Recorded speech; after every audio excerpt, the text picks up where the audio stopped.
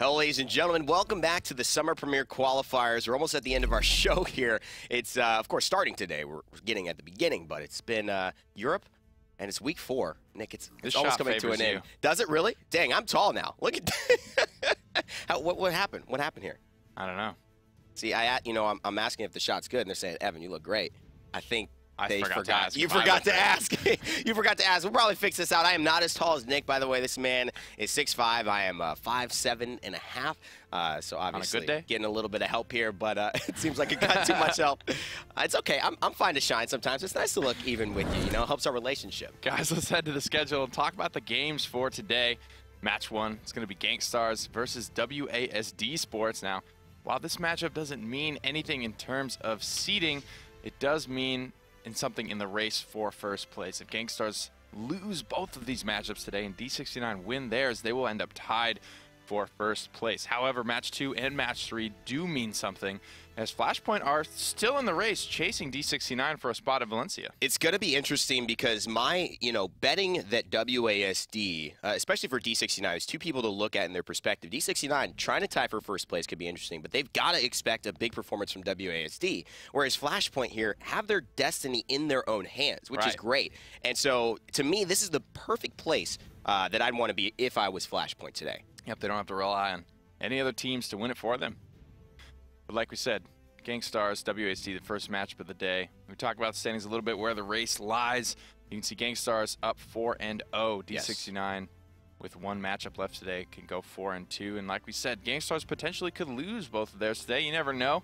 And go 4-2 and tie, but Flashpoint's still in the running. And it just doesn't seem likely, but of course things can happen that are unexpected here. Flashpoint trying to do the unexpected, and it would be quite an interesting story if they make a run for that second place. It's special. These guys have not been to a LAN before.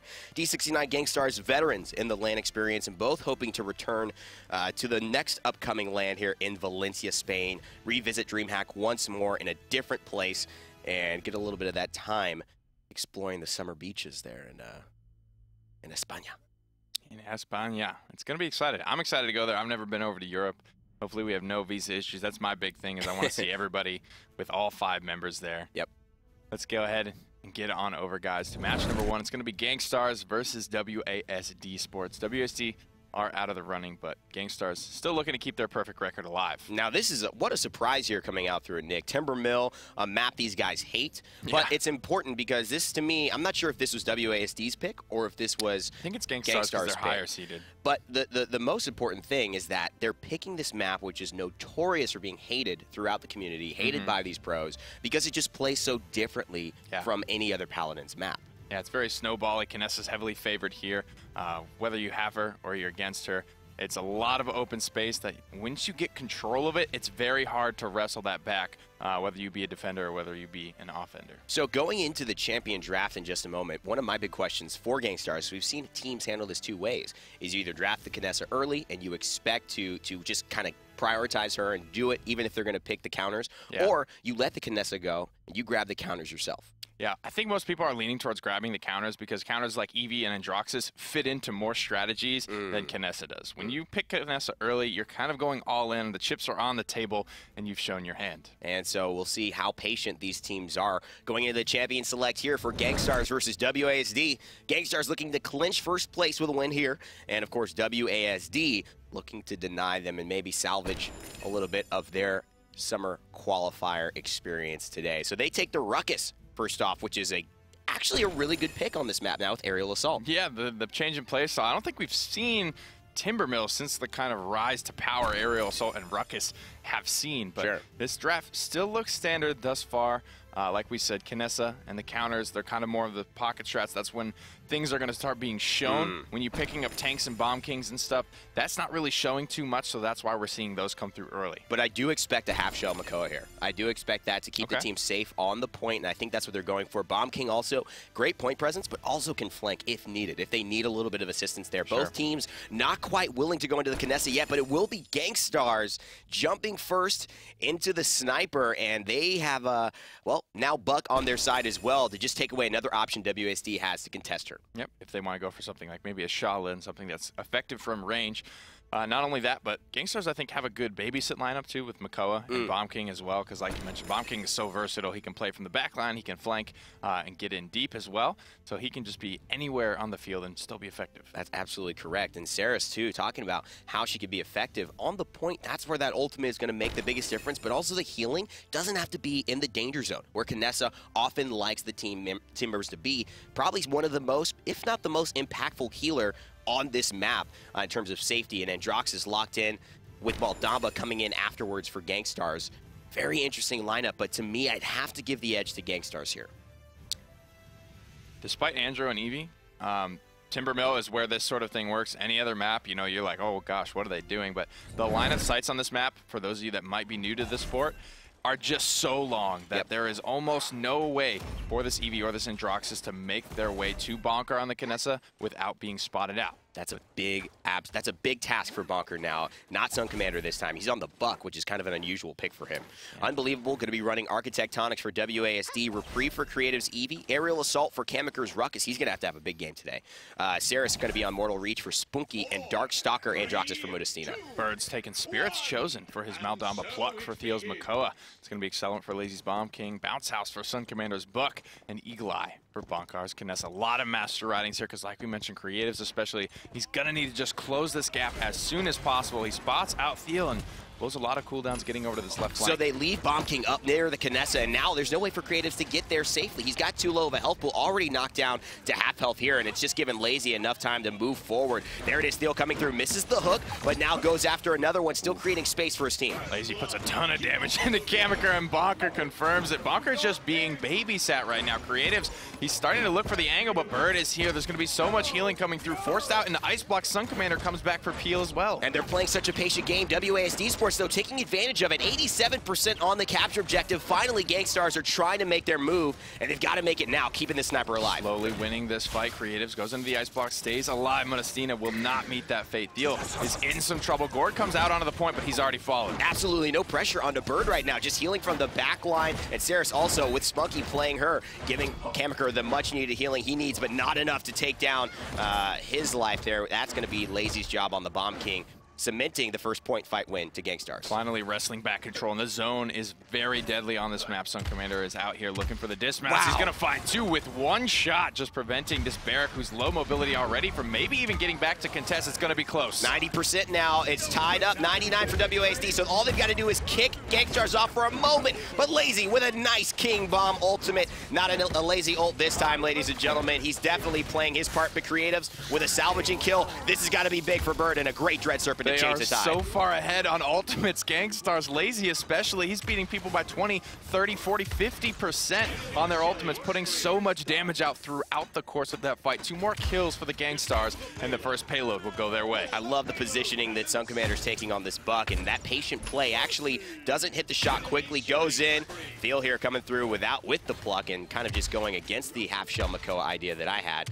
But 2 minutes and 15 seconds, Gangstars kind of wrestled that back, but it was tight there. It definitely was, and that's basically what Gangstars have to do. They have to keep this Knessa safe. She's the core of a lot of their damage in this team fight. They do have Lazy's Bomb King as well, who was largely uncontested through that fight, but she is going to be the mainstay. When she gets that angle and she gets free lines of sight like she's got right now, this team fight goes the way of Gangstars easily. And this is not just because of the Knessa. Look at the way Theo is babysitting Bonker to be able to give him that, that opportunity. Lazy over on the left-hand side, keeping Saris busy, and now Theo able to capitalize. This is when they start moving forward because they realize they've created the space already. This is where it gets dangerous. Now Gangstars can take control of this high ground. You can see up on the Saw Blade Bridge over there, and that makes it very difficult. The spawn is tucked away in the corner. The defenders have to fight up and out of their spawn just to contest this payload. It's a very difficult task that results in a lot of snowball victories on Timbermill. They got the Ruckus first pick, Nick, but it hasn't been as effective as they would have liked to see. Unbelievable. Kamiker, Mudastina, they all fall yet again. And I gotta just say, this is looking like Gangstars' classic dominance over a game. I wouldn't blame the Ruckus just yet. I think it was just well played by Gangstars. While it was close, that's how this team fight has to play out. They have to take control of all the space, and then they can get the point. It's just a matter of can they do it fast enough now. Where last round, it was close. They almost didn't get it done. This round, if the same thing happens, it will not be close. WASD will secure the payload because the comeback mechanic is now enabled that they are down 2-0. That's true. They did do what they needed to do. So all it is rinse and repeat. But now with Gangstars having the credit advantage, it's going to be a little bit more difficult for them to take that into the actual game and implement it. See Theo on the Cosmic Makoa here, that Mastery skin. Those are available coming up in this new patch for Buck, Willow, and Androxus as well. You want to get your hands on those when you get into the realm. And Theo just looking to start things off on a 10 streak here.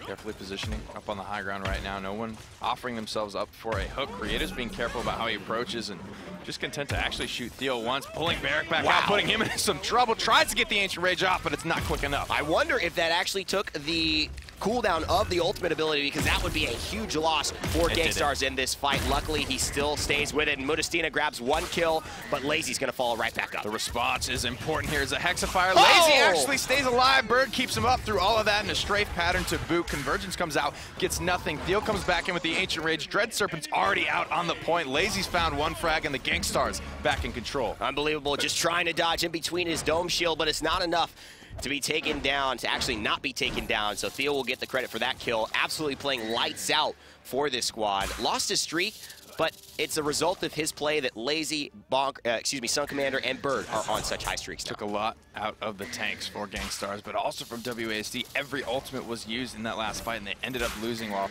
King Bomb is still available. Oh, Bonker will go down early. 2 for 1, though. Gangstars make it a better trade. Bird just sitting there. He's not even scared. He doesn't even take a look at where Creatives went. Knows he doesn't have to worry about it. That's a guy who just understands champions. And now the Bomb King comes through with a big-time stun. Lazy using the King Bomb into perfection yet again on this point fight. Definitely helping to secure things for Gangstars. It's wide open. Nothing for him to hit his head on. Nothing for him to clip onto. Lazy is a dog off the leash for all intents and purposes with this Bomb King. He's having an amazing game thus far. 14 streak. First one to his ultimate. He's had the most impactful ultimates this game. And he's just off to the races, looking good. Speaking of races, you'll notice a lot of master ridings here. And that is, Nick, because this map is just, it's so big. And they need to be able to get back into the fight. Sometimes it's more important to get where you need to be than to have any specific stat when you get there.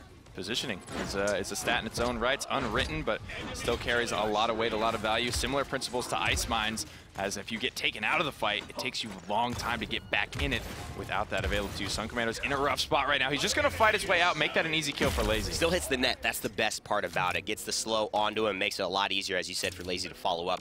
Find the kill. Bonker here sniping up on the rooftops, and Modestina sees him, trying to sneak him out. Hits 1 shot from afar, but Lazy with bombs in the air. It's going to take him down to about half health before he gets healed up by Spunky. Still dashing away and not able to find his target. Kamiker will secure the kill. Bonker will lose his life. There's a big heal from Saris, keeping him alive through the air. 123 left on the clock here. Gangstars still looking for this push. About 10% left to go, so just 1 team fight, and they should be good for the game. WASD doing everything they can to hold through, but Bird has held his composure. Lazy has played phenomenally, but Modestina takes down the King right now. Could things be turning for WASD? Leap in, has Buck Wild available, flips the shotgun, goes into it. Modestina tries to respond, but it's just not fast enough. Big time utilization of that ultimate, double damage, resets all the cooldowns, and boy, does that come into Value Town there. Takes out the Androxus ulting and the Accursed Arm. Creatives goes down to the back line, and now Gangstars might snowball this. 3 members remaining from WASD. Dread Serpent armed and at the ready. WASD only have 2 ultimates to defend here, however. Dome Shield and Convergence are both close. Uh-oh, King Bomb from the top. Hexafire in as well. No stun for him, so he's going to roll through. Try to find Saris. Nothing for value there, but Lazy, he gets value because he stays alive. Grumpy Bomb down onto the point. 29 seconds left, and WSD, they're all spread out. Theo already finding 2 frags. 25 seconds left to go. Bomb's going down below Kamiker's Ice Block. It doesn't even matter. Theo's taking the round by himself. All spread out. Had no synergy in terms of defending there. Everything about Gangstars made them spread and focus on different I think, dangers. And that is what's so good about them. Every single person on that team is a threat that you have to deal with. They lose sight of the payload and let it roll in. That's what's really good about a veteran team, right? Because everybody goes in with a plan, but when the plan starts to fall apart a little bit, oh, Lazy just whiffed his King Bomb. Now, while the Gangsters are probably used to that happening, it's a matter of these guys are all very good individual players, and you can rely on their instincts to then continue to make the right calls once the plan starts to fall apart. Heading into the scoreboard here to take a look at how this game unfolded statistically, you'll probably see Gangstars here have a little bit more of the value in, but it wasn't too far away in terms of some of the stats here. You see, the damage numbers relatively, keeping close in some degree. Bonker able to do 32,000. Modestina actually beating him in terms of damage. So there were some moments for WASD. They just really couldn't put it together when it mattered on the objective fight or the push. And that's what's tough, right? Because the Gangstars, they go for the Kinessa, and that is a big staple to the strategy on Timbermill that you can't avoid. But because you put so much effort into it, it almost becomes a point of too much effort where Lazy's now off the leash, Sun Commander's going off the leash, and nobody's answering these other two massive threats on the Gangstars, and they're just able to run free. I mean, my issue with all of it is that Convergence, it's a great ultimate ability. On this map, it doesn't strike me as something that's as impactful as a different map, because everyone's on high ground, so they're not really going to get pulled in by it. Whereas Dread Serpent, I feel like anywhere you go, that ultimate serves its purpose when you use it. Because you can precision detonate it in the air, whether you need it on the high ground or the low ground. Now, while you can use Convergence on high grounds or low grounds, it's tougher to land in the right spots because you got to maintain more lines of sight, and it has to hit pathable ground before it will actually start to bring somebody in, where that's just not the case for the Dread Serpent. And I do like that Bird just taking up Maldamba as well. Noticed he stayed on that high ground a lot, where a sniper would stay, and he was just sniping, but with heals. A heal sniper. I like it. That's a cool concept. If somebody wants to make that in Paladins, feel free, guys. Heal sniper. I like it. But Maldamba doing the job because he has the Kinessa on his team. Not worried about that. They didn't even draft a Shaolin or somebody who could really contend from range, or a Victor, which gave him complete freedom on the upper kind of ledges of Timbermill, which maybe was a mistake in hindsight from WASD. Yeah, I didn't mind their draft too much, but like Frog Isle, I mean, even more so in my opinion, that Timbermill is like the opposite of Ice Mines, where it is still that big drawn-out map, but it's very open compared to Ice Mines, where there's a lot of like turns and twists and stuff like that. So there is a lot of snowball victories, and the way the spawn's tucked away, and you have to fight out of a corner uphill to get back in position to defend a payload. It makes it very difficult to come back once you've lost that big initial team fight around the bend. Well, Bright Marsh, that will be the next map that these two teams play on. And as we head into the champion select for that, it'll be interesting to see whether this goes the same way, if WASD will be able to capitalize on some of that momentum that they had, or really still fall just by the wayside, so close yet so far in terms of getting results, which is what they've really been looking for the entire Summer Premier qualifiers. Gangstars with the first pick this time around. We are on Bright Marsh, so the Ruck is going to be more viable here, I guess, than anywhere. The mobility, very strong. I didn't feel like it was a big hallmark of that last game anyway. Unbelievable wasn't really, or Kamikaze, excuse me, wasn't really up in anyone's face with the mobility. I didn't feel it was that impactful, or they were looking to abuse it that much. Both of those tanks were largely parked on the point. Yeah, it's unfortunate because I have not seen WASD pull out great Ruckus play. That's just, to me, unbelievable on the Ruckus, has done well, and he's made a name for himself substituting for Gangstars in that type of situation. But I just haven't seen WASD take that and make it their own. Oftentimes, he's not the one on the Ruckus, so it just doesn't work out for me as much as I think they're hoping for from the first pick slot. Maldamba taken away as the healer this time, as Saris is locked away for Gangstars. And Nara Makoa taken. I like the picks, the takeaways from WASD. If they can play it well, Bomb King they get as well. On top of all of that, the Gangstars heavily prioritizing the Barrack here and the Ash, so they are going to go with their kind of triple tank. They're kind of making this their own. They're the first to really, it's tough. It's weird to say that because, right, Thiel and Makoa have been hand in hand for so long. Gangstars are pretty slow, I think, to change their strategies overall. And you can't really blame them because it works, right? Yeah, if it's not broke, they don't fix it. But this, they have a flawless record, and on top of this, they're just going to come out with a new strategy that no one else has brought out yet. I love it. It's so interesting to see, and I love that, like you mentioned, making it their staple. Every team sometimes need to take the risk ahead of time, and that may pay off more than anything else. They took a risk with Timbermill because that's not a map they like to play, and they played it knowing that it's going to be probably featured at LAN. These guys are doing a great job of innovating when they don't necessarily need to. Bird back on his Saris, where he's, I think, most comfortable. Mortal Reach will be his legendary selection. Architectonics for Bonkers, Barrack, Wormjets for Lazy's, Drogo, Steel will be taking Battering Ram for Ash, and an Aerial Assault for Sun Commander's Ruckus. Spunky going to be on Ripen, Gord, Maldamba, Modestina on Exaction, Cassie, unbelievable for Mothers, Grace, Anara, Kamikaze on the Half-Shell Makoa, and Creatives running Accelerant, Bomb King. Two Cauterizers, a Wrecker, and a Chronos coming through already for WASD. Morale boost is the selection for Lazy, despite the Wormjets pickup. We're normally You see those two go hand in hand with a combustible legendary selection. Bird will take a morale boost as well for his trouble. Steel just looking to bully people out in the back line. Positioning is going to be key for that, so he goes with the Master Riding. Lots of interesting details here to this fight. Lazy using the Worm Jet speed to just get a salvo. Actually hit a ton of people there.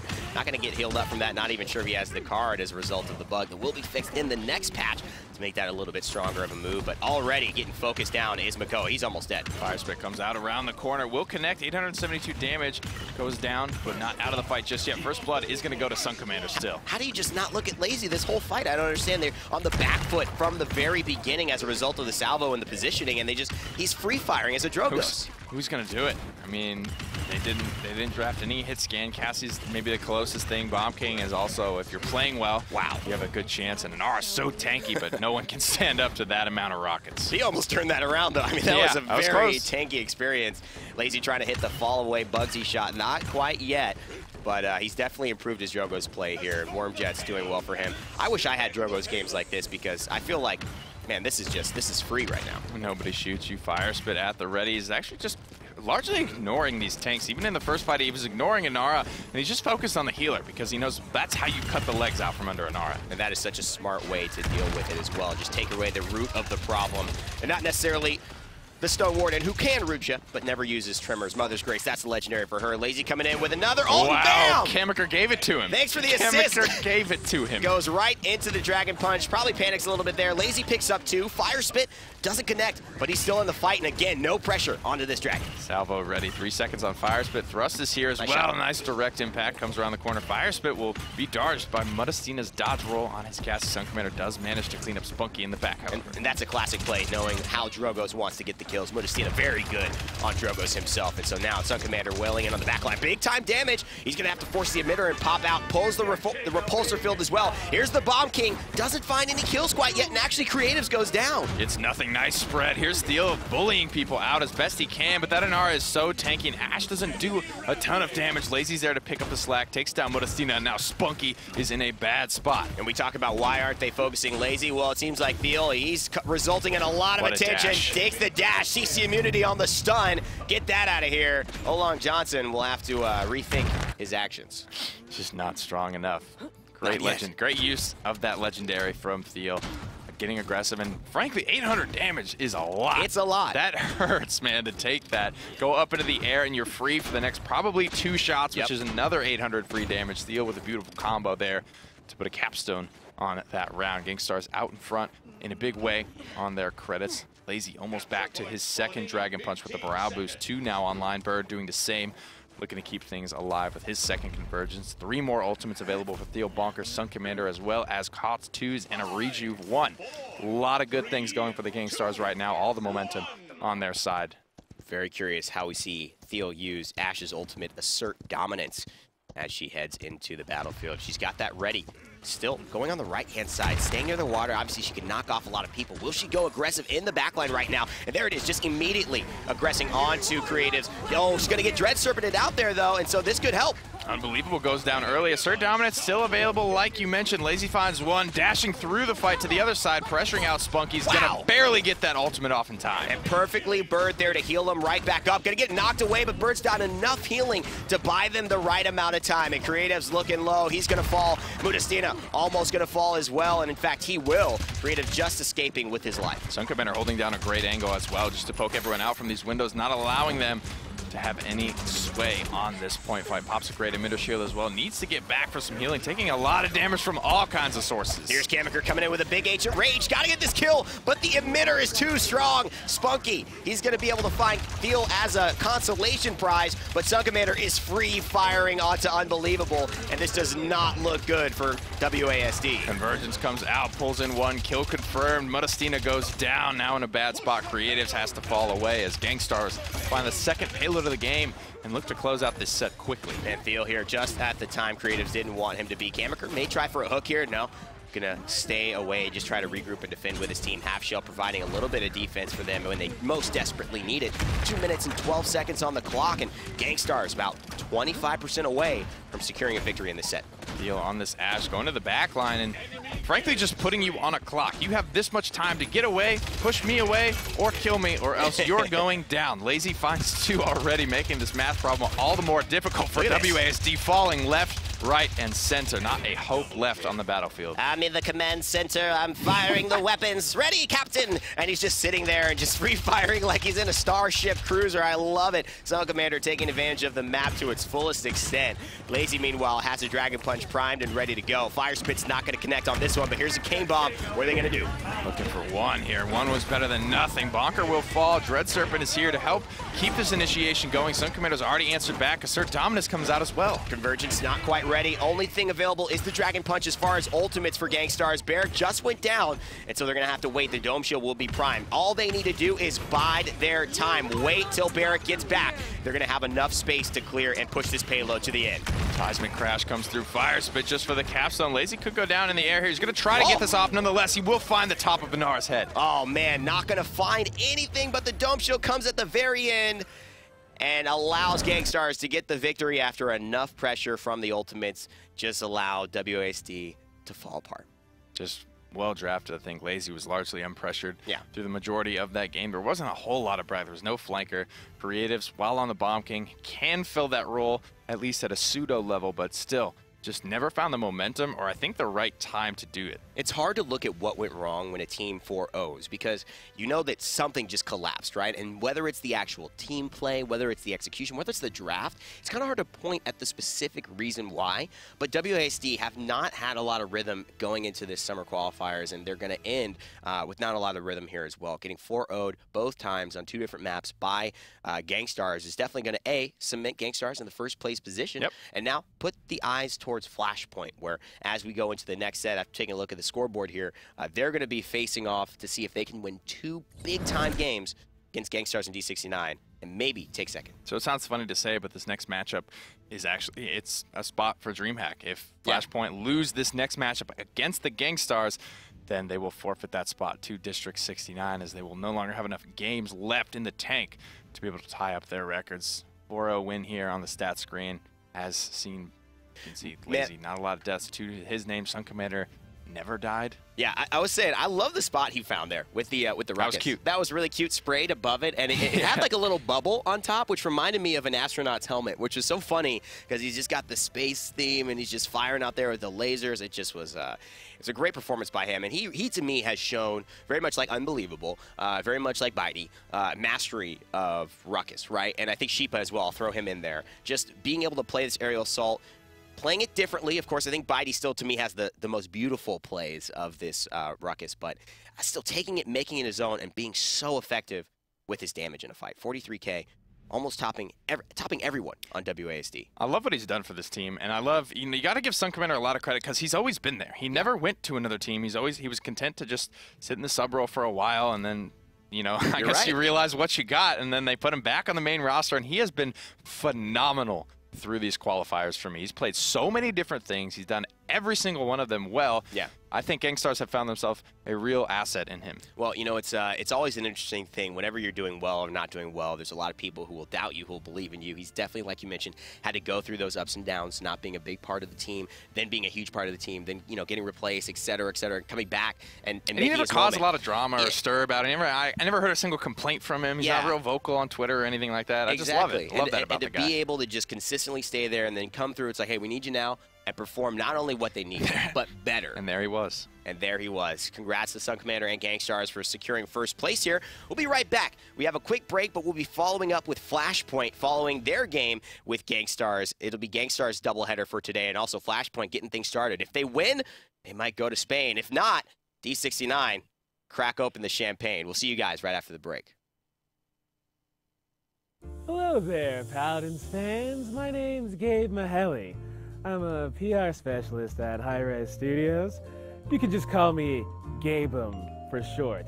I'm just here in the High Res Steam box thinking about our hit game Paladins. Since we've teamed up with Valve, we now have access to the entire Valve Library of Games. That's right, every single Valve title is now ours. So we're making sequels to all of them. That's right, Portal 3, Left 3 Dead, Dota 2, even Half-Life 3 with a little 3 in place of the E.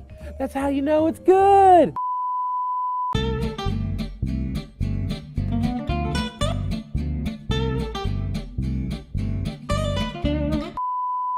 Hey everyone, Gabe'em here. We know you've been enjoying Paladins on Steam, and ever since we teamed up with Valve, we now have free reign to use any Valve properties at any time in Paladins. Everyone to have a portal gun in Paladins, you can have that. Everyone to have a little crab hat, I don't see why not.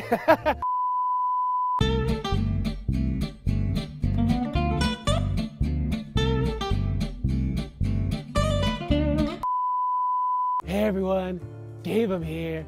On the third take, they say good things come in threes.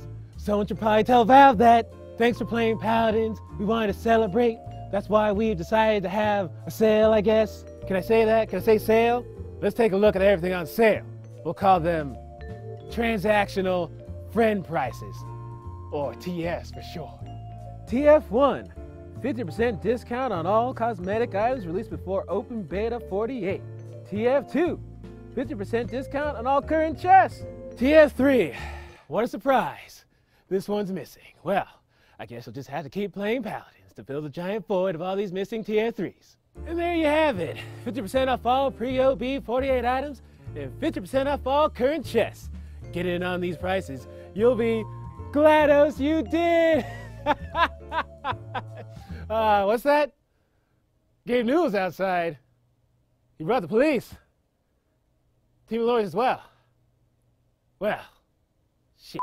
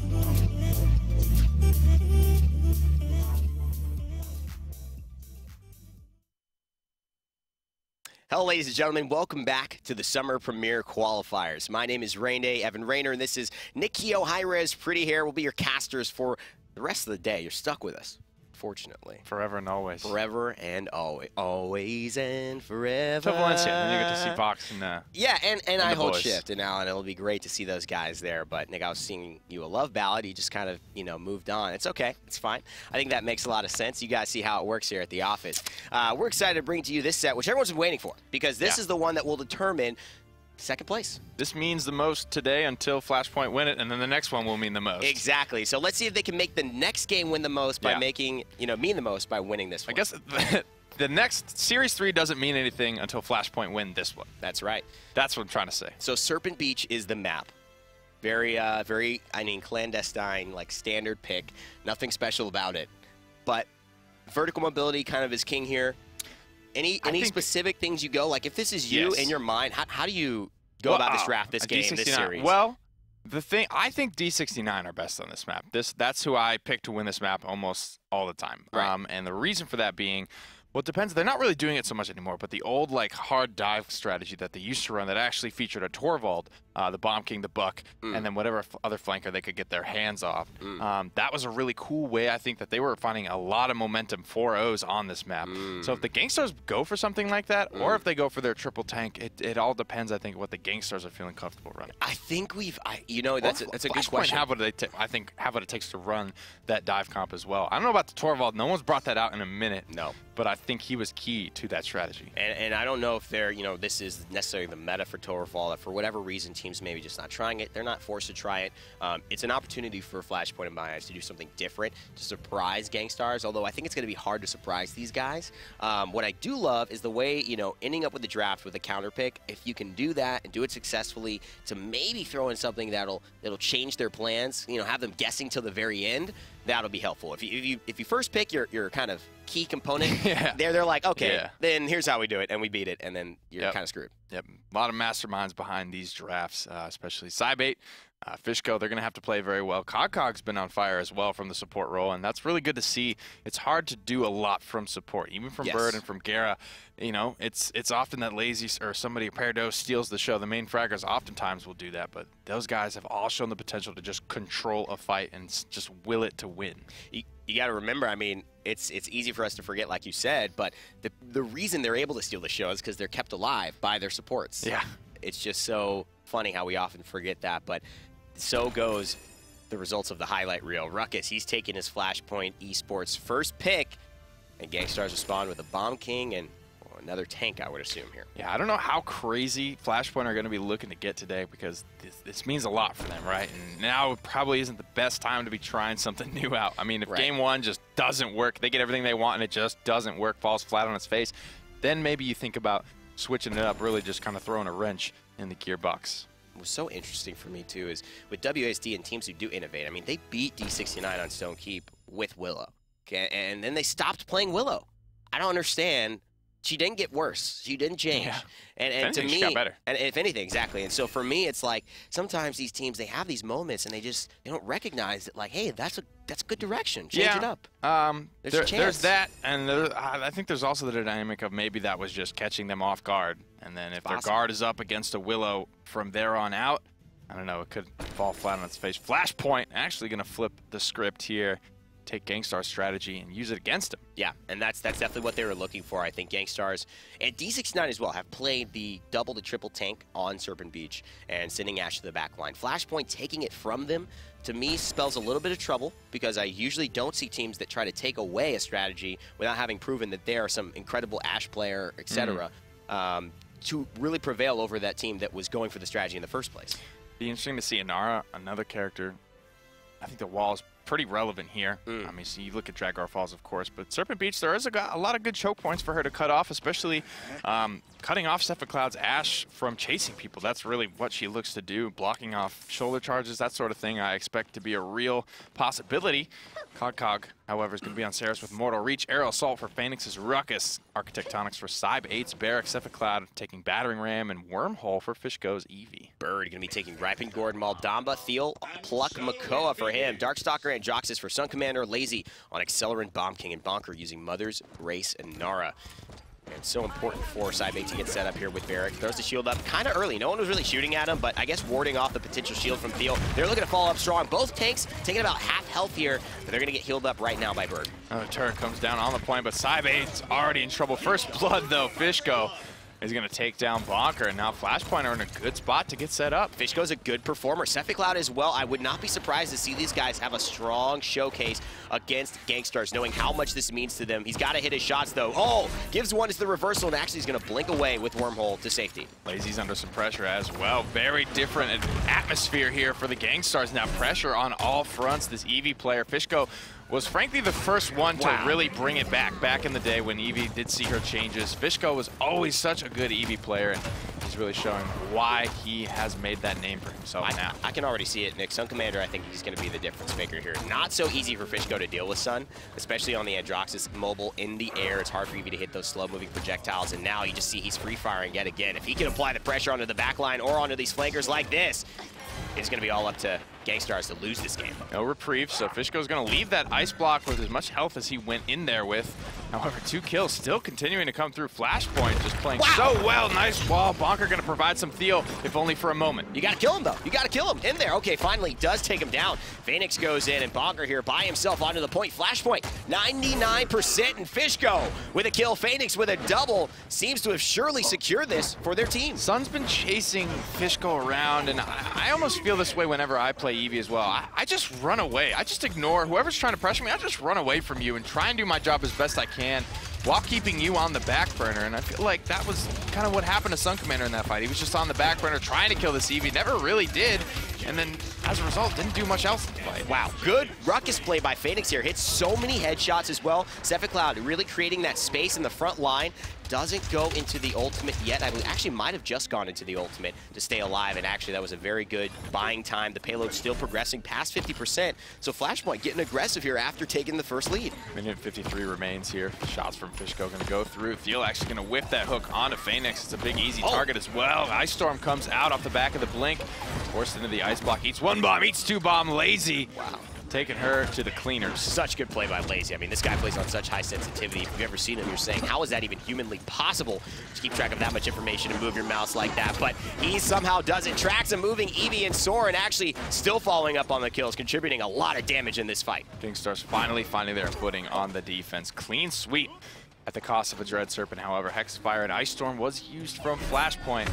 So it's a 1-for-2 trade. Actually 2-for-2 there, as Seismic Crash did come through towards the end of that engagement. 10 seconds remain. Fishko looking for the pop shots, not going to get anything, but he's going to continue to go fishing.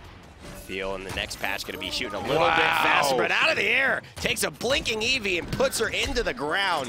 What a play by Theo. He's ready for it. I mean, that was the 3rd cycle of the wormhole coming through there in the exact same spot. So Theo was ready for it by then. 3rd time's the charm for Gangstars, and they hold the defense. That's going to buy them another 10 to 15 seconds. Ancient Rage is ready, and as I was mentioning earlier, before he picked off Eevee in the air so eloquently, he's going to have more projectile speed on those Makoa cannons, so maybe securing a little bit more of the long-range poke he's been doing here to much success. As he shell spins away, it just gets healed up by Bird. Has to get all the way out, buys a lot of space. Sun Commander and Fishko boxing out in the background. Ancient Rage comes out on the front side of things, though. Theo trying to win this fight early. Good hook there by the Cosmic Makoa, showing his mastery as well with the positioning and timing of that ultimate. Gonna pick out Ruckus in the air. Phoenix still falling. Hits 1 mid-air shot, drags him now. He's got no mobility, and the ult by Cloud is just going to buy some time. I'm not sure this is gonna go to anything. Bonker and Theo providing so much good peel for each other, and I mean, obviously the walling Theo off in that little corridor. I don't know if that's something communicated or if that's just an instinct from Bonker to be able to do that, but that was a very beautiful play. I don't think that the likes of which we have yet to see, especially on an Inara. That's a big, long cooldown that you want to wall off a lot of space, but he just blows the whole thing to keep Theo safe. And likewise, Theo, he's known for being that a little bit of a bodyguard, using his shell shield offensively to get to a teammate, to keep them safe, just buy them a couple more seconds, and oftentimes that can be enough to decide a fight at this level of play. Fishko actually deciding to invest into Cauterize less than investing into Haven. So actually opting for more defense, taking the 14% damage reduction against Inara, against Makoa, against Sun Commander, against Bird's basic attacks. Just feeling threatened with that 1,800 health pool. Not a lot of wiggle room for him to play safe, especially now since he's with Wormhole instead of Reprieve. So he doesn't have that extra life. And look at this, we just talked about it. No amount of health is going to save you from there, but what instincts by Thiel to pull him before he even touches the ground. They just know this character inside and out. I think they have some really good EV players on the squad. They know how they think, especially Bird.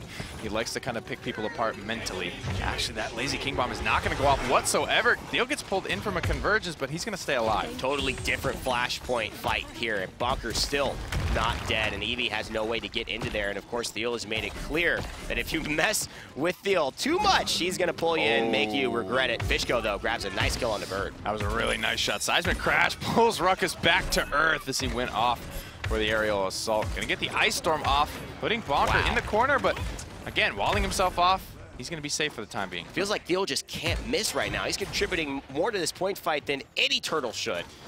Snagging all of these mid-air targets who are so elusive to the normal eye and mechanical skill available, but just dismounting Ruckus in the air. Again, Thiel putting on a masterclass performance here, carrying more than his own weight. 87% for the Gangstar, 75 for Flashpoint, so this could go either way, but Phoenix drops after popping Hexafire, so he's not going to make it out of there. Dread Serpent from Bird, puts Cephicloud in a bad spot, Cybate in a bad spot, and one by one, they all fall down. And that results in a Grumpy Bomb stun after the Dread Serpent. Thiel hits another long-range one for Cog, and if he goes down, he's going to get some elimination credits for that. Grabs Phoenix out of the air yet again. All the mobility, not sure it'll save you, especially after a great wall by Bonker. It's going to shut him down, and now Gangstar is looking to snowball this. Out of his mind right now, and if you haven't seen it before, you understand why we say Thiel and Makoa go hand in hand. These types of games where the hooks just don't miss, the cannons just don't miss, the Ancient Rages are there, Shell Shields are peeling for teammates. The kit can do so much in this guy's hands. And when you're doing this much as a tank, you open up the space for your damage dealers to do even more. They don't have to do as much or solo carry a game. You are providing just as much efficient setup and damage as anybody else on the roster. And so this is why Thiel is so valued for this team. With a minute and 46 seconds left, Ancient Rage on the table, just a matter of when he wants to use it. Shell Shield was there to block a convergence that didn't end up landing on anyone. Bonker falls, and the call looks to be retreat for the Gangstars. They want to get all 5 members here again. They have a minute 33. Thiel's looking for a hook off the map. Lazy's on his own mission, putting a ton of damage into the front line, but Saris is going to keep this barrack topped off. Going into the Ancient Rage, has to win this, knowing the healing station was keeping Cybate alive, and he was maybe going to lose that trade. Doesn't want to take the chance, and now Phoenix again walled off Bonker and Thiel, playing like a dynamic duo here. It's Robin and Batman on the battlefield, and Gangstars looking like superheroes themselves. Another hook, a shell spin out, keeping himself safe. Shell Shield's here if anyone needs that type of peel, assert dominance on the point, but they're just going to ignore Cephicloud. It's, I'm trying to think of a new nickname for not Robin and Batman, but I don't know, Turtle Boy and Rock Girl? Feeling like they're just dominating here. Turtle Boy and Rock Girl. Like a B-list superhero movie? Yeah, exactly. Just didn't get the rights to the full stuff from DC Universe, and now they're collapsing here. No cooldowns available. Thiel is going to take a spill there, but still 40 seconds remain, and this payload is inches from conversion. One more, even half fight win, and Gangstar should be able to find the conversion here. However, won't result in the game.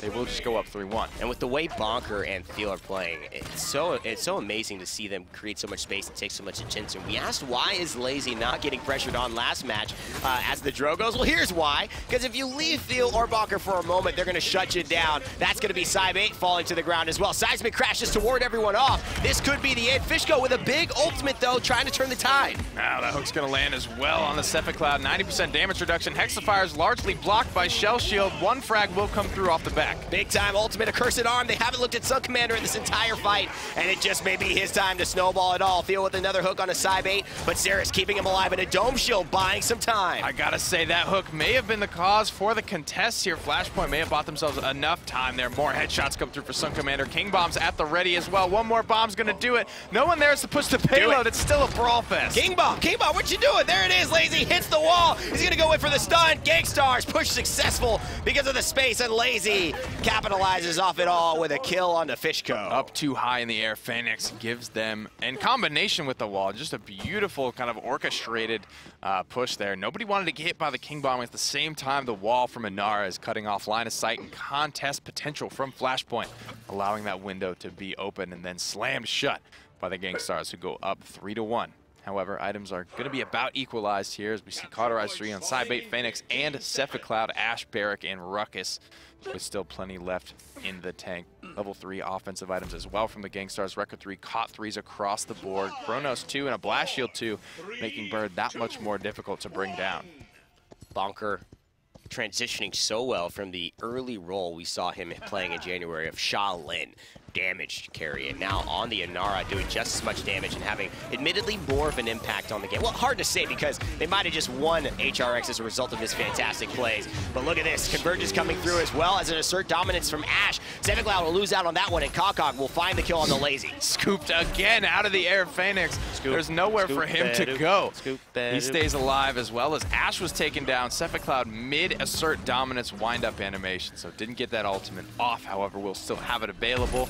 The window for that is, it's tough to find value for. And the thing is, with the wormhole playstyle, it becomes much more predictable as to where you're going to go and what you're going to do for these guys. I don't necessarily love the choice to grab wormhole in this meta. I think Reprieve really is much more impactful for an Eevee, but still a lot of players in that mentality that it's safer or more dynamic. It's a playstyle choice. It's the same thing with Lazy. Lazy just doesn't, he's not confident in himself with Reprieve. He likes Wormhole and he just feels he can't bring it to the table, so he doesn't play Eevee anymore. 90% on the point for the Gangstars. Lazy finds 2 kills. Reversal hands go up and land, and overtime has started. And Theo, what again, will take one more hook, 1170 on the cannon explosion, and although Saris is contesting at the moment, it is not going to be much for them. Flashpoint may just concede this one. Gangstars take the victory and get this much closer to securing District 69's spot at DreamHack. Wait a second. For them. Should they let Flashpoint win? I mean, who do they want to play? It's almost collusion. But no, they shouldn't do that, of course. But I mean, at the end of the day, I was like, yeah, now D69's about to be their competition there. Wait a second.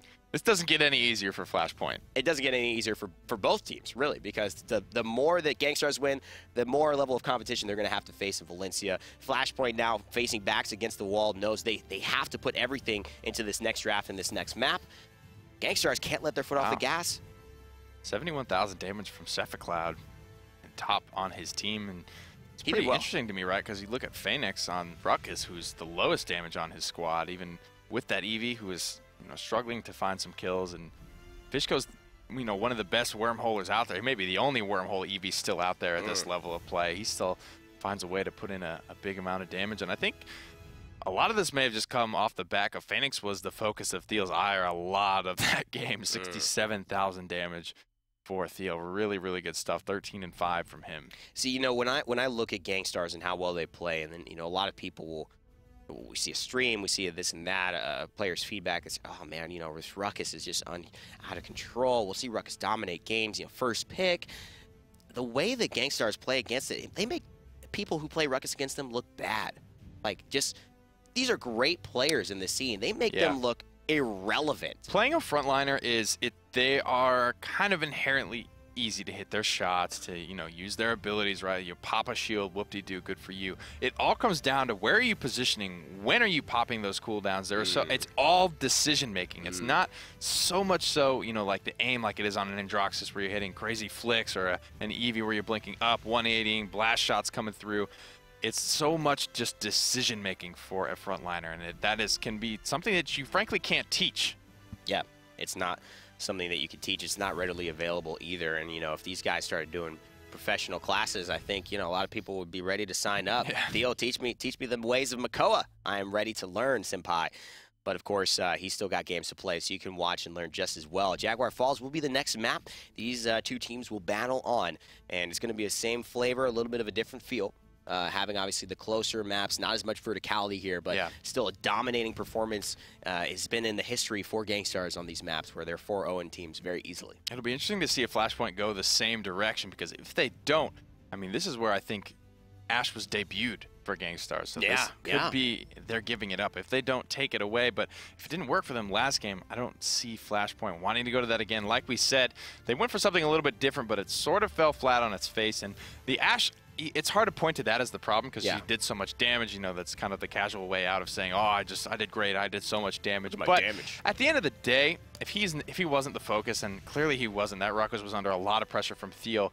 It's hard to say, you know, was the Ash still the right pick? Yeah, I think if you're playing if Ash, they're content to just ignore it, I mean, she almost has the Eevee situation in games where she could a fat Eevee. Go to the back, she's a thick Eevee. She goes to the back end and she fights. She's this math problem. She forces your attention. You can't just ignore her, right? But when she gets to the back, she could battering ram away. She could get that 90% damage reduction and get out. What these better teams are realizing is on the closer end maps, you could block Ash. You could take the 800. That may hurt you, but if you block her movement, she can't get out, and she is in trouble. So the best Ashes know when they need a battering ram out, know when, you know, the shoulder bash is available, and I don't think there's enough experience as to, like, the maximized playstyle for Ash yet for most of these teams. And not even Theo. I personally don't even think Theo maximizes the way Ash could be played here. She's still so new. Yeah, she is so new. That's the issue. It's tough to say. I mean, that part of that is, I mean, look at Ruckus, right? Ruckus was pretty much the same for the whole time until Legendaries came out. But even when the Legendaries come out, it took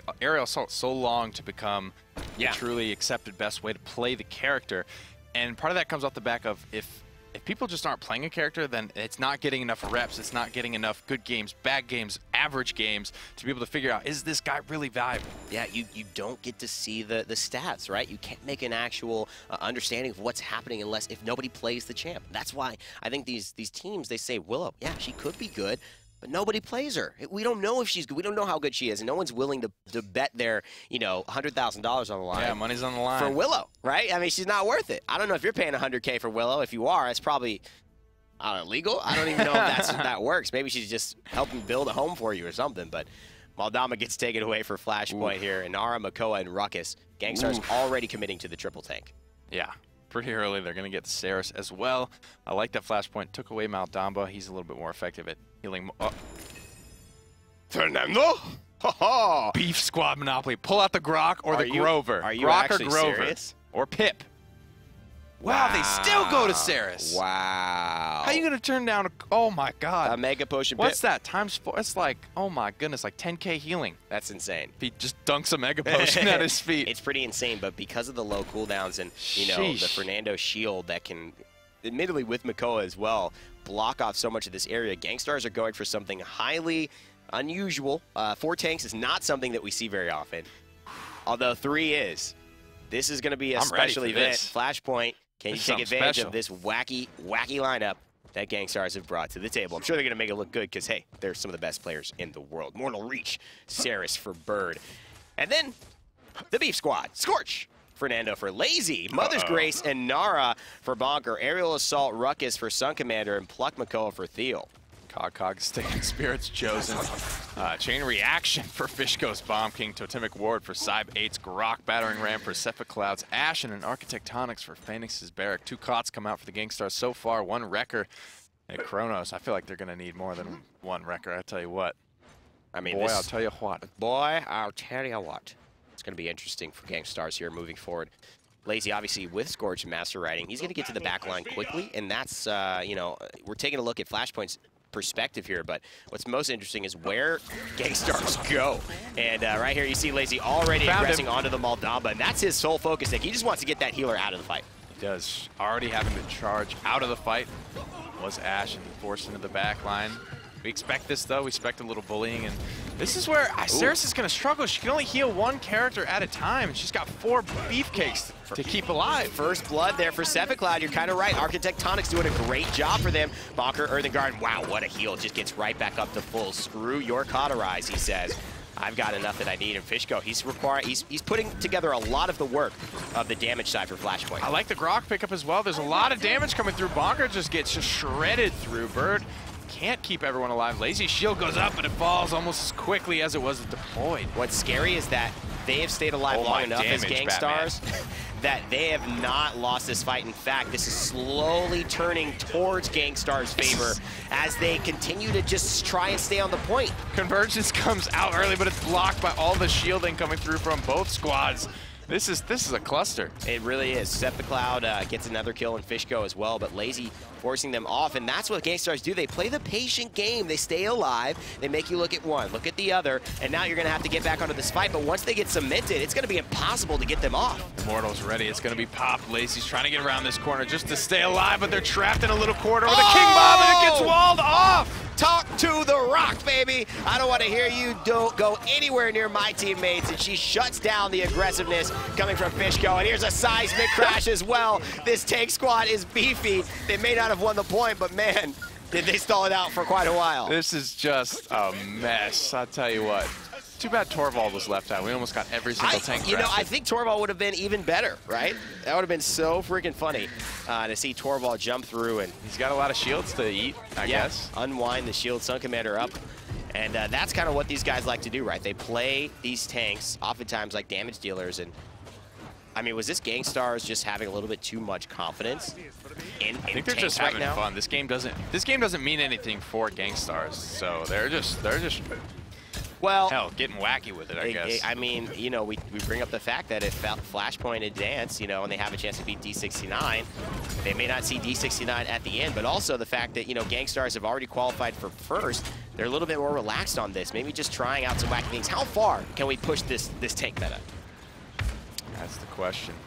Shell spinning forward. Nice ghost walk. Immediately cancels it. Drops the totem as well to keep not only himself, but Fishko alive. Cog does pick up Lazy. Another convergence is ready to go. Bird's been charging these up fairly quickly. A lot of big, easy targets for him to hit.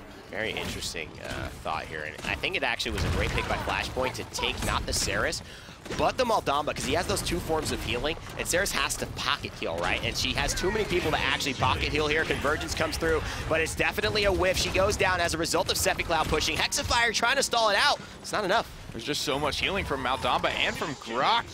The pocket Grok seems to be working out, providing not only CC immunity against things like Convergence, like Seismic Crash, like really big things that Gangstars are banking on to win these team fights. And you can't count out Cog. Here's a great ultimate by Fishko. He's going to find one kill on the Valkyr there. He's definitely going to force some cooldowns, and this Grumpy Bomb is going to come at the worst possible time for anyone trying to defend. The payload is there, but 1170 extra damage coming through. Fishko wants to clean up the deal. And I mean, Chain Reaction Bomb King is just enough damage on its own. Oh, like, absolutely. He doesn't need any help. That is the hardest hitting build, I think, in Paladins, and Fishko has so many huge targets to land all his bombs on that it's just working out so well for Flashpoint right now, up 2-0. He doesn't even need to run away. That's the key. There's nobody that really is going to chase, unless you send Sun Commander on a mission, right? Which is could happen. He's just not afraid of needing the mobility on this small map and against this lineup. I really would have liked to see it. I think this maybe could have worked with something like a Pip or something like a Grok. I think Pip would have been better. I think Cryptic could have run this. Could have run this comp a little bit better. And that's where I love Cryptic, and you know, the way that they do things is just different. But sometimes that difference, that small difference, does make a big one in terms of your effectiveness in the game. Lazy here, being a little bit more patient, heading into the back line. Now we see Gangstars looking for the approach, and they send two this time. Just kill Fishko. They know that's the guy doing the damage, and hey, you wish you had some mobility there, huh? Because you're dead.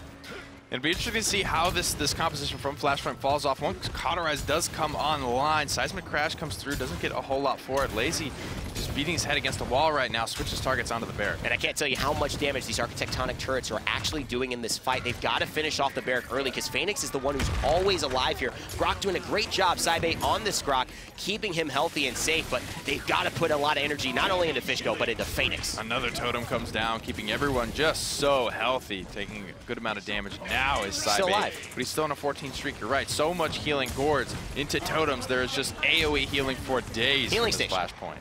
Everything. Barrack has not died, it feels like, in forever. 11 streak for him, 15 streak for Saibei. Seppi Cloud is on a 14 streak in the back line as Ash. They're absolutely putting Gangstars to work. This is school right now. Gangstars are on summer vacation thinking I got it easy. No, we're taking you to class. Flashpoint take another payload and look to close this game out. We may not get the chance to see the impact like a Cauterize would even have, as Gangstars are on the back foot in a big way right now. Aren't going to have the time to get it online. I got to say, Nick, this is at least interesting research to be done about the effectiveness and why things happen here. Is it just the Cauterize not playing a part? I almost would have thought that it's weird because I feel like the item situation is not going to be in the favor of Gangstars because they're so heavily countered by Cauterize and Wrecker.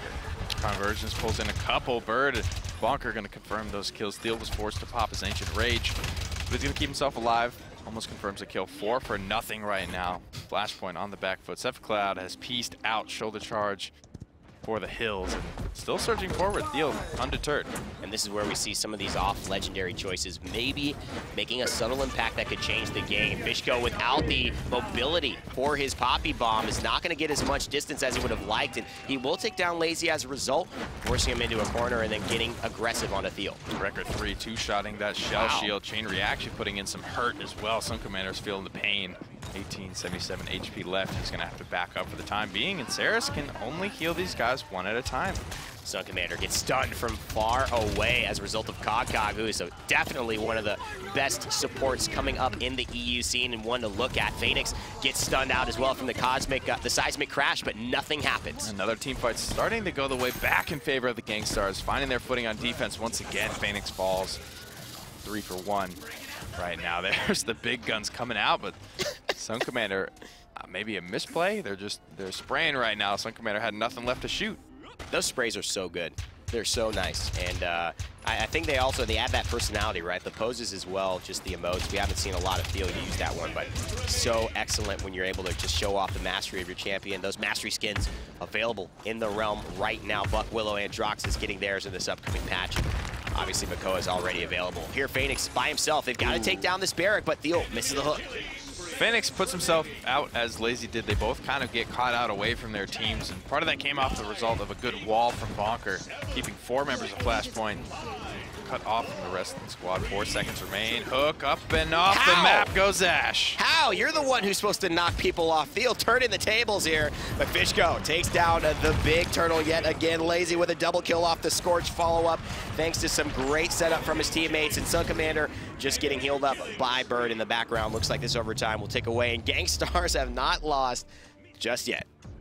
1,300 credits for Bird, and Cauterize starting to come on in a big way. Bonker's the first one to reach Cauterize 3. Sun Commander's got plenty to purchase that. He has 300 left to maybe go for a Rejuvenate or a Haven, whatever he feels necessary. The most, Bird going for a little smorgasbord of items here. A Blast Shield 1 and a Wrecker 2, as these shields are actually, they're starting to realize, you know, when a Wrecker comes through as a 3rd item choice in the 3rd round, yeah, you're like, oh, okay, well, we got to give these shields a little bit more credit than I think we did initially. Yeah. We're the only one able to go into the Wrecker at this point in the game. Lazy doesn't have enough to pick up Cauterize 3, but with 2 on the board on Bonker and Sun Commander, I think they should be good in terms of coverage.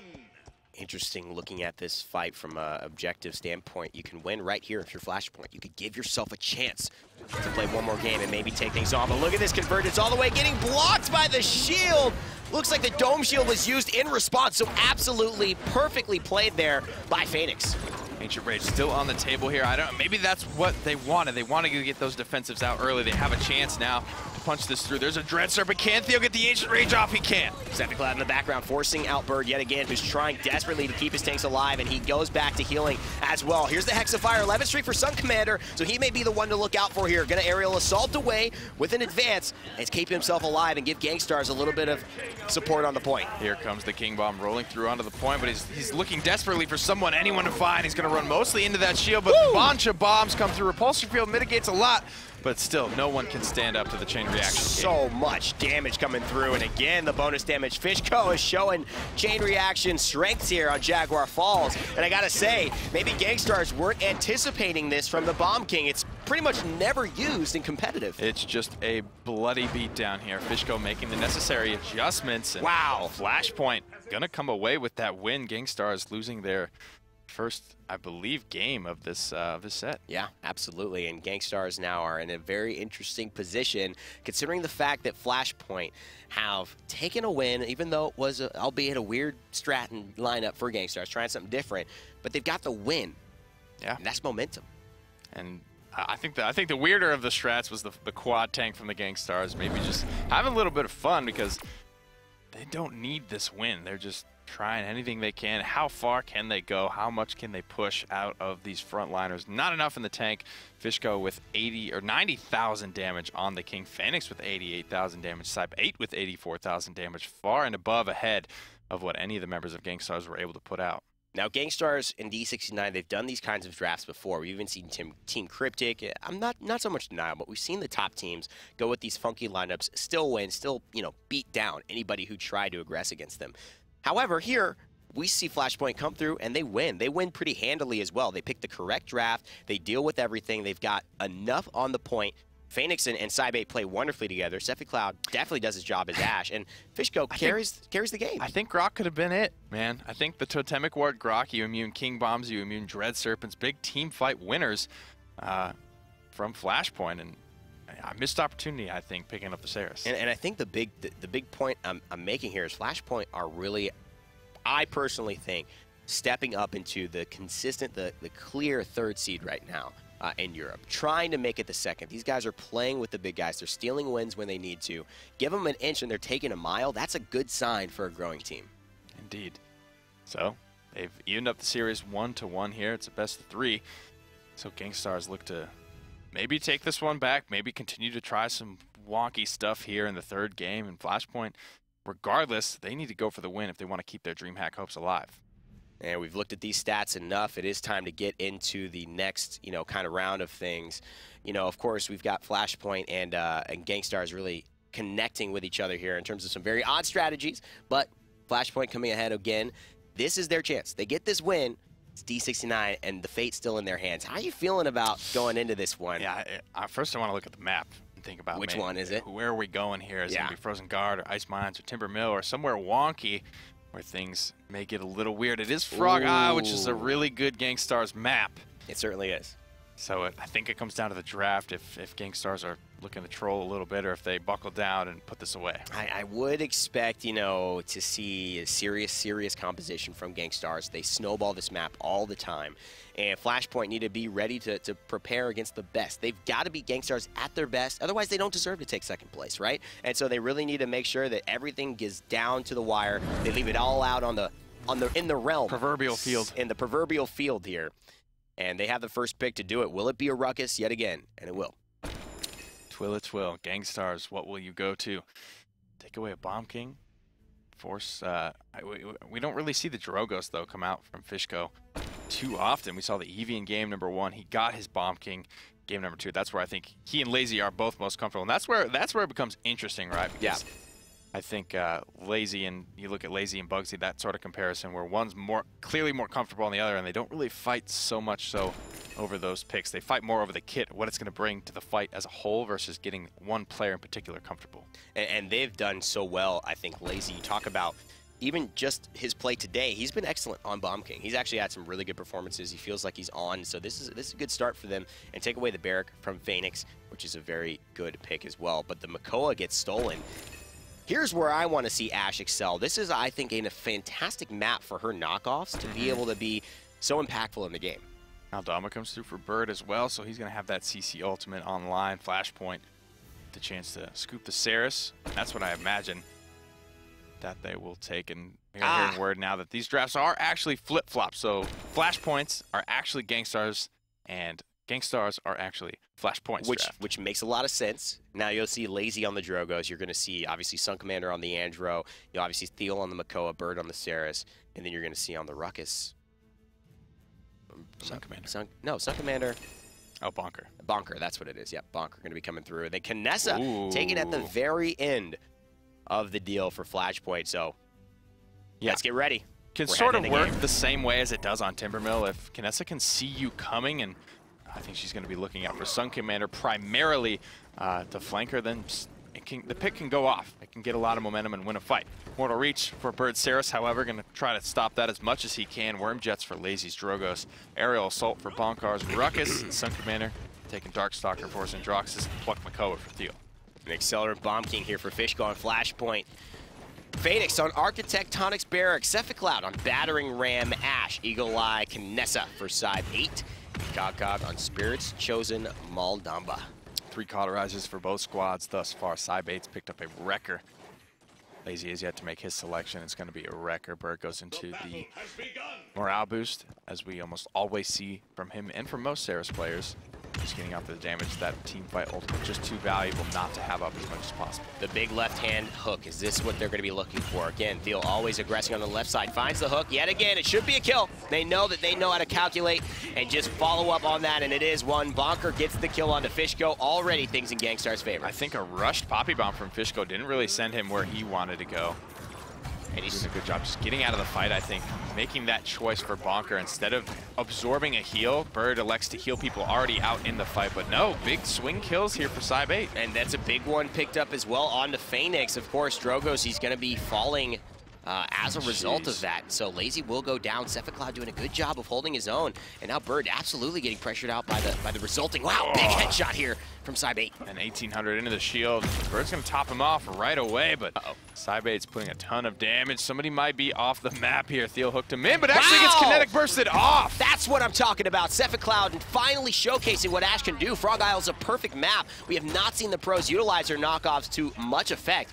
Cephacloud coming through and really showing that, hey, he may be one of the premier Ashes in the EU scene here. I think we could have seen that reversal come out a little bit earlier, maybe to bail out Bonker on his ruckus. It was definitely in a position to do so, had the dashes as well. Frankly, I was expecting it. We see that type of play from certain Androxus where they will do that pseudo frontliner thing. Cy8 just destroying Lazy right now, though. Right now, Lazy feeling so uncomfortable going into the air. Cy8 is picking him off whenever, and they have not been able to get to him. They're playing great defense. Cephacloud is here, knocks you away whenever you try to get close. This is the perfect bodyguard. Can I hire Cephacloud when I go out?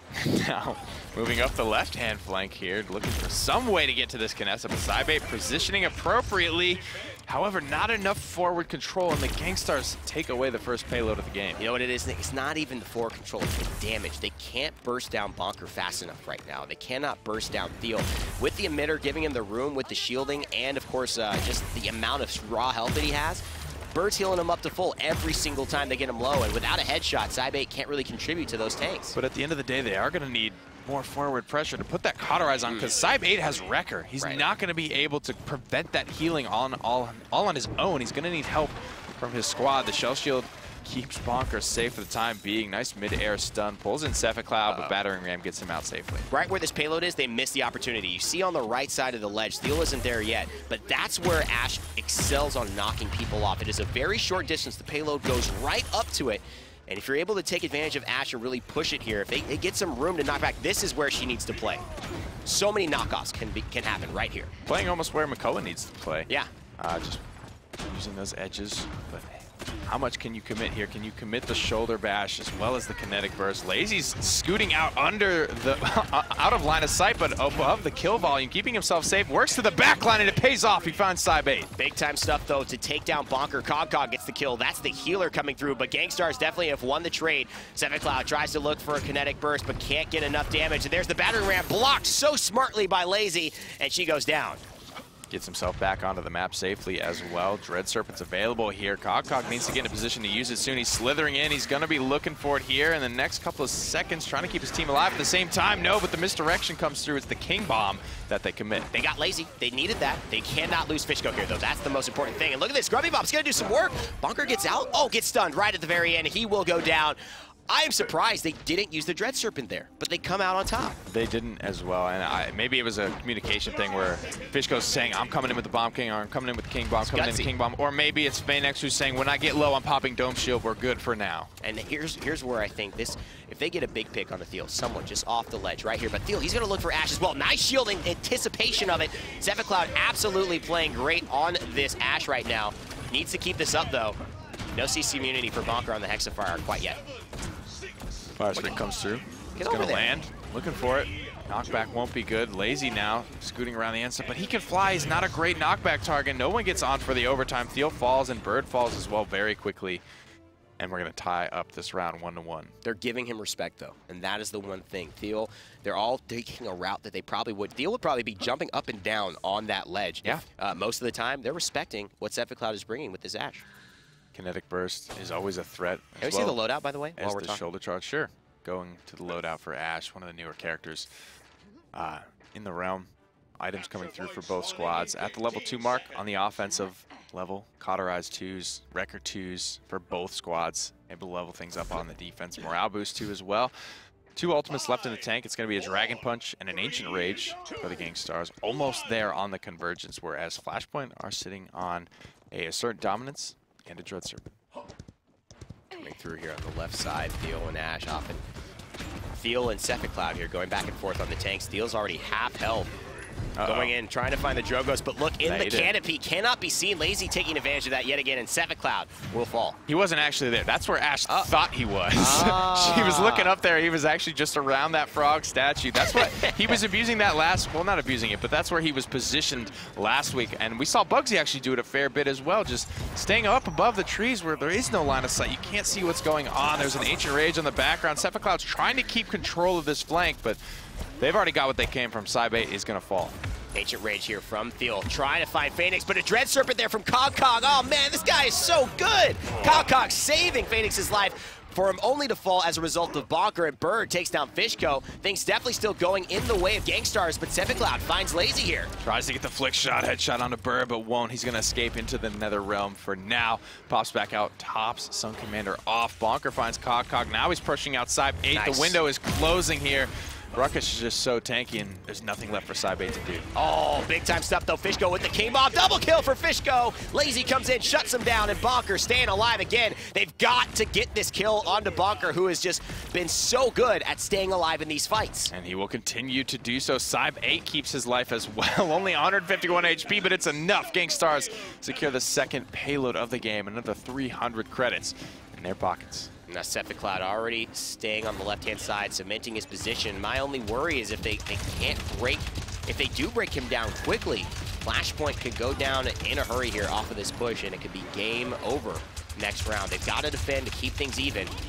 Bonker here on the left-hand streak, just breaking down all of Phoenix's defenses with ease. Surging forward, Ash is in a bad spot now. Sephic Cloud, his best choice, I think, is just to buy as much time in the background here. He's not going to make it out of this one. 2 more shots would have killed Sun Commander, but Sun Commander lands everything in response and is able to come out on top. Double kill for Lazy on the front side, too.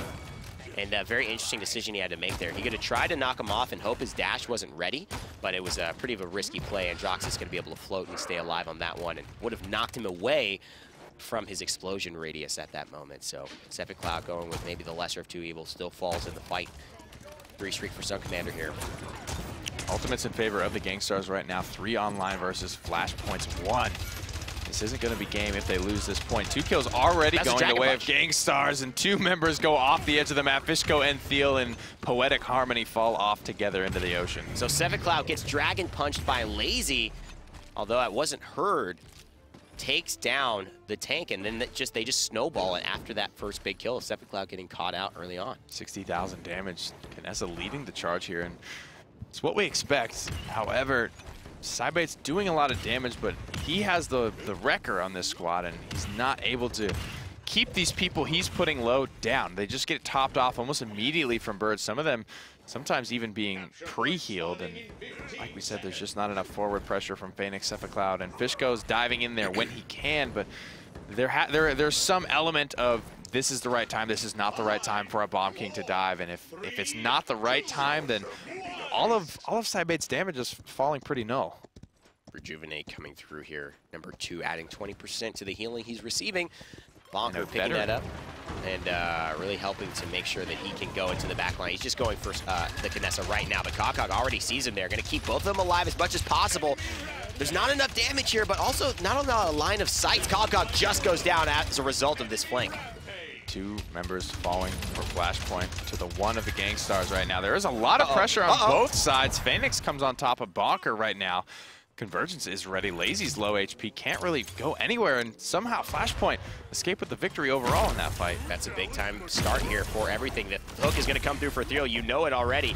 He's just going to run away for now. Good play there by Fishko. Takes down Bird. And look at this zone. Fishko knows he's got to keep Bonker away, and he's just kiting him around in a circle. Bonker wastes some time, though. 78% taking away for Flashpoint. Comeback mechanic. Theo is put into the Dread Serpent and taken down 93% on the point. Hexafire is going to come out from Bonker, who finds one. He's looking for a second, but he will fall. Phoenix again, but look at this Lazy in the back line. He says, I'll flank for you. Cogcog could be next. Nice slither away. Will he get the win over Lazy? Oh my God, Cogcog takes him down. Out on top, Convergence from downtown, pulls in one. Grumpy Bump stun is going to be good on the Bird. He had no choice but to eat that. He wants to keep his Shadow Travel cooldown as long as he possibly can. Theo comes in, clutch pickup onto Fishko, keeping things alive for the Gangstars. All they have to do is get onto the objective now, but Gangstars going to do everything they can to make sure that Flashpoint Esports cannot do that. They've got the Kinessa, but the snipes aren't available because Bonker finishes her off.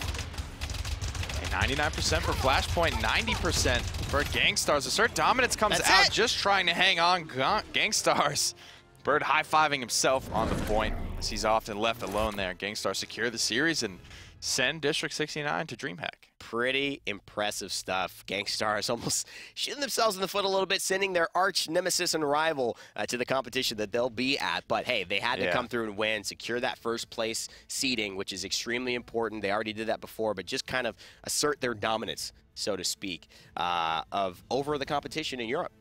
And that was Gangstars with their spot already secured. I mean, God bless you going up against D69 in kind of an elimination game, or at least force a tiebreaker. It wouldn't have eliminated D69, but those guys are definitely going to be hungry to make land as they won the last one, so they have a big reputation to uphold.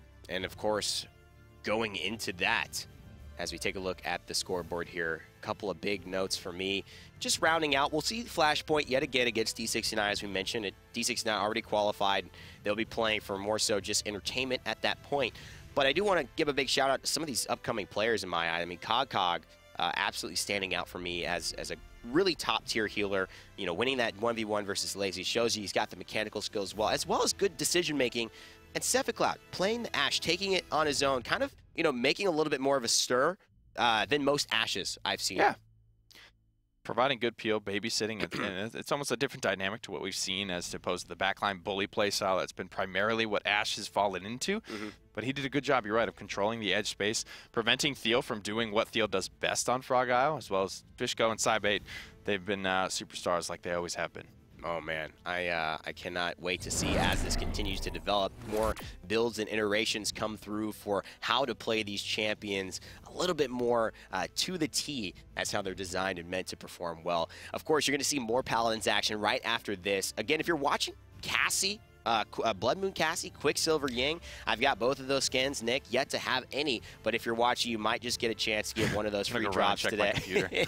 And enjoy some of that in the game as well. We'll talk about a couple new things happening later on. After this quick break, it'll be Flashpoint going up against D69.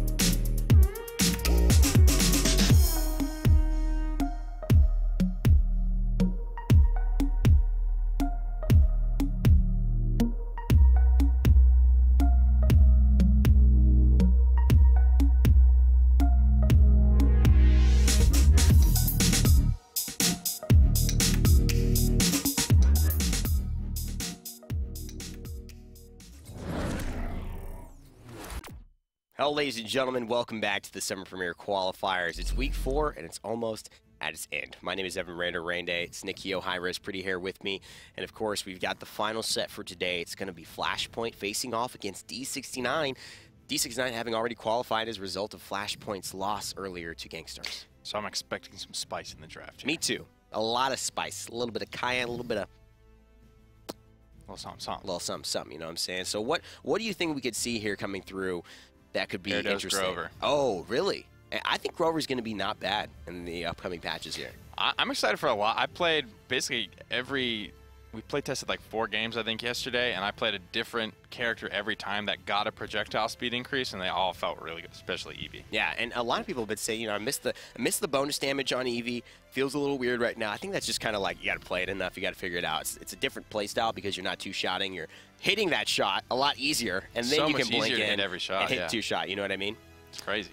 So, of course, we've got one exciting thing to mention before we head into the game today, and it is going to be that all champions this weekend are free to play. So, if you wanted to make sure you checked out your Grover, checked out your Eevee, checked out any of these guys to prepare for the upcoming changes in OB43, now's the time. You may fall in love with somebody else and decide, you know what, I'm going to buy that champion, make sure I have him next week. There you go.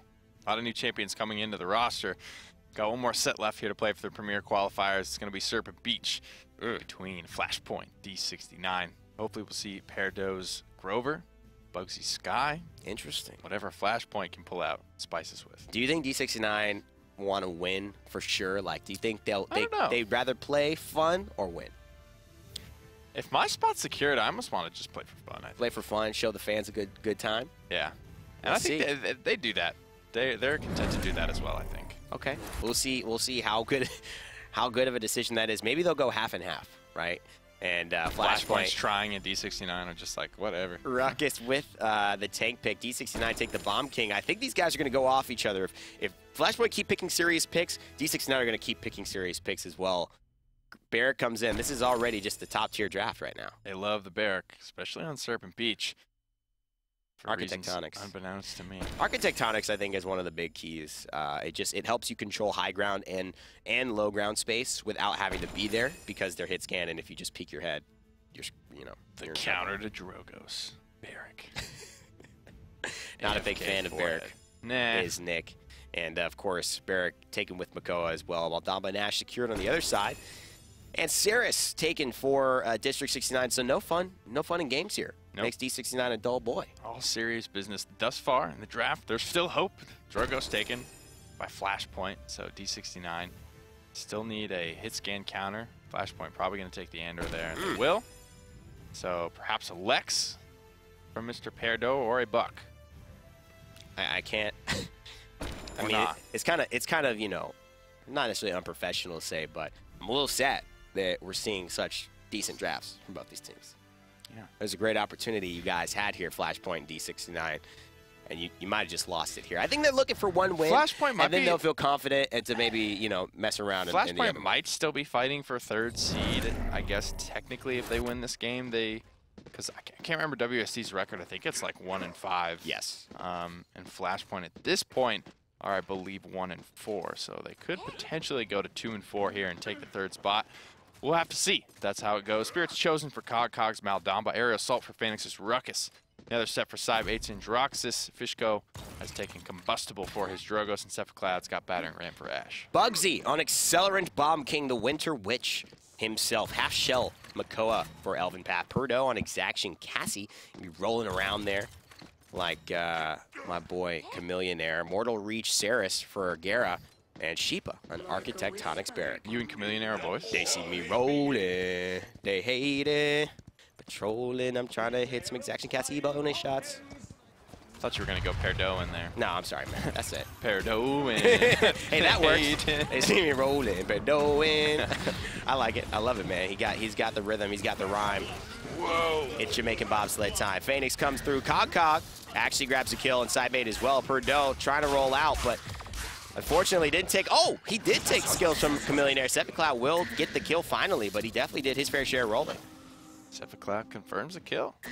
Nice shoulder charge to get himself all the way to the back line. Elven Path does take down Cybe 8 for his troubles. 51% already for Convergence. Gera getting a lot of healing done, as well as a good amount of damage. Shell Shock comes out on the point. Combustible still will land on the Elven Path, 70% on the Dragon Punch. Do you see the pressure the Architectonics actual turret was applying to him in the air, though? I mean, I think that's one of the reasons these guys really do appreciate Barrack on this map. Sheepa feels confident in it as well, but having the Ruckus being taken away and Fishko rotating there, it is all Flashpoint right now, and 3 members alive for both teams. Bugsy finds 1, 2, and now looking for his Nice. 3rd in the back line, putting good damage, making it easy for Perdo to just clean that up. Really good timing there by Bugsy as well. Knows exactly when and knows exactly how to throw it.